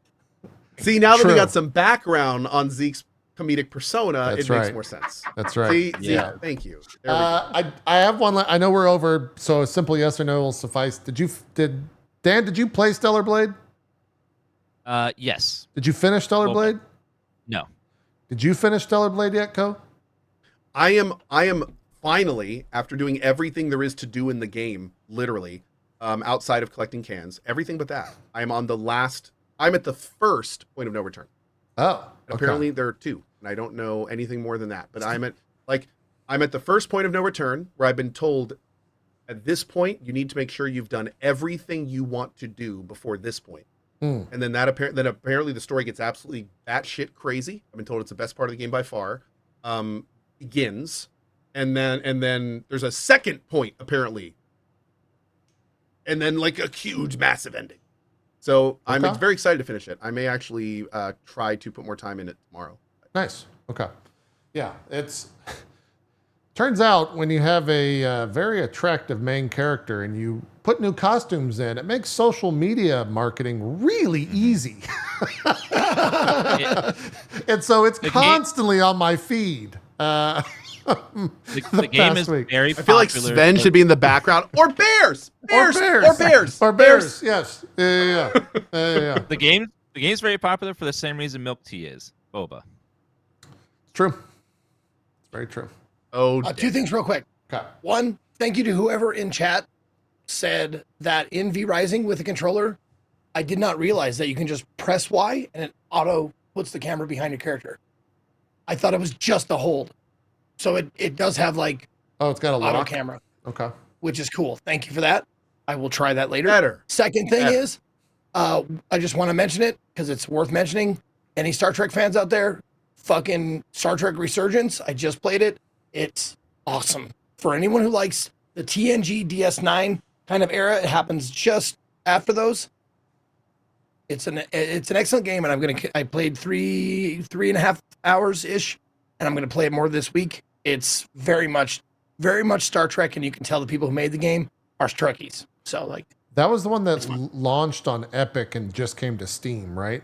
That's why. might have. Okay, I think that was the because I remember Max played. Galaxy Mexican played a Star Trek game, and I think it was that like a Probably. year or so ago, and I think it was because it was on Epic. But Oh, really? Okay, I just saw it because it just released on Steam on the 23rd. yeah, So, it might have not Either been way, a it's year, from but- old Telltale devs as well. yes. So yeah, it's fairly new. So yep. All right, It's the controls are simple. It gets kind of jank, but like the story is there, the feeling of Star Trek is there. So like, yeah, they put you in a lot of situations where you're like, I don't know what the fuck to do because you got to make all these choices where there's no good outcome. You're like, oh, this is great. This is Star Trek. yeah. Cool. Let's call it a show. Next week we will be doing our pre-Coachella or Key Jeff 3, Chella, Key Jeff 3. Chella, Summer Game Fest. All that conversation will be next week, and then the week after that we'll be kind of waist deep in it. Summer Game Fest is happening on the 7th of June. The Xbox event is on the 9th. I think Ubisoft is on the 10th. PlayStation might have something later this week. You can keep your eyes out on social media. We'll probably tweet that out. Yeah, bunch of stuff coming up. Should be an exciting time. Let's do some shout outs, and then we'll call it a show. Dan, thank you so much for being on. Really appreciate Thanks you for being having me. here. Where can people check you out? What do you got going on your channel? Hi guys, I'm DansGaming, variety streamer. Just search DansGaming. I'm everywhere. Thanks for having me on the show. Always a delight to talk to you fellas. You guys are all awesome. I'm currently playing through Elden Ring, getting ready for that DLC, which I'm sure all of Twitch will be playing when it comes out. It's going to be a juggernaut release. And if you, thanks for having me on the show. Mm-hmm. Okay, fantastic. Zeke. Yo, Do some thank you, shout-outs. DansGaming, for being on the show. You're just a delightful person, and I enjoy your company, and I enjoy Ditto. your opinions on everything. Thank you, Co and JP, for being slightly less delightful, but also still very good company. I'll take it. Yeah, that's fine. My name is Ezekiel the Third. You can find me at or / Ezekiel _III on Twitch, Twitter, and YouTube, or X, X, Twitter, and YouTube, or Ezekiel the Third, all spelled out on Instagram and TikTok. I broadcast every day at 1 p.m. Eastern, 10 a.m. Pacific, Tuesday through Sunday. If you want to come out and check me out, I'm going to be continuing Star Trek Resurgence probably on Tuesday. So if you're a Trekkie or not, you just like Trek stuff, or like me, come on out. I'll be playing that. And then we got a special game coming up. Hopefully, if it gets delivered, coming up this week, that I had to pay a good amount for. So you're going to want to come out for that, I hope. Should I just say what it is? Yeah, Parasite Eve 2. I bought the hard copy of it, so we're gonna be checking that out this week. Hopefully, if it gets delivered. So yeah, that's what we're gonna be doing. Thank you for watching. That's all I got. Good luck and Godspeed. Shoutouts. Thank you. Absolutely. As always, big thank you to Mr. Dan S. Gaming Esquire. An absolute pleasure to have him on, as it is every single time. My name is Co. I hope you had a good time. Thanks to JP and Zeke as well. I am playing a lot of Elden Ring. We're currently doing a DLC prep run. We're doing a Dex Faith build. We're basically kind of doing a run where we're trying not to change the world state too much. We're keeping certain bosses alive. We're trying to do as many quests as we can and basically get a playthrough totally ready to hopefully be able to see everything there is to in the DLC expansion, which we will of course be doing all of when we can later this week. You also see more V Rising, Stellar Blade. We may get back into Rise of the Ronin. I'm playing EverQuest on the Teak server offline, if any of you EQers are out there. And as always, hope you enjoyed the show. We'll see you next week, or in my case, tomorrow morning at 8 a.m. ET for more fun and games. Next week. Fantastic.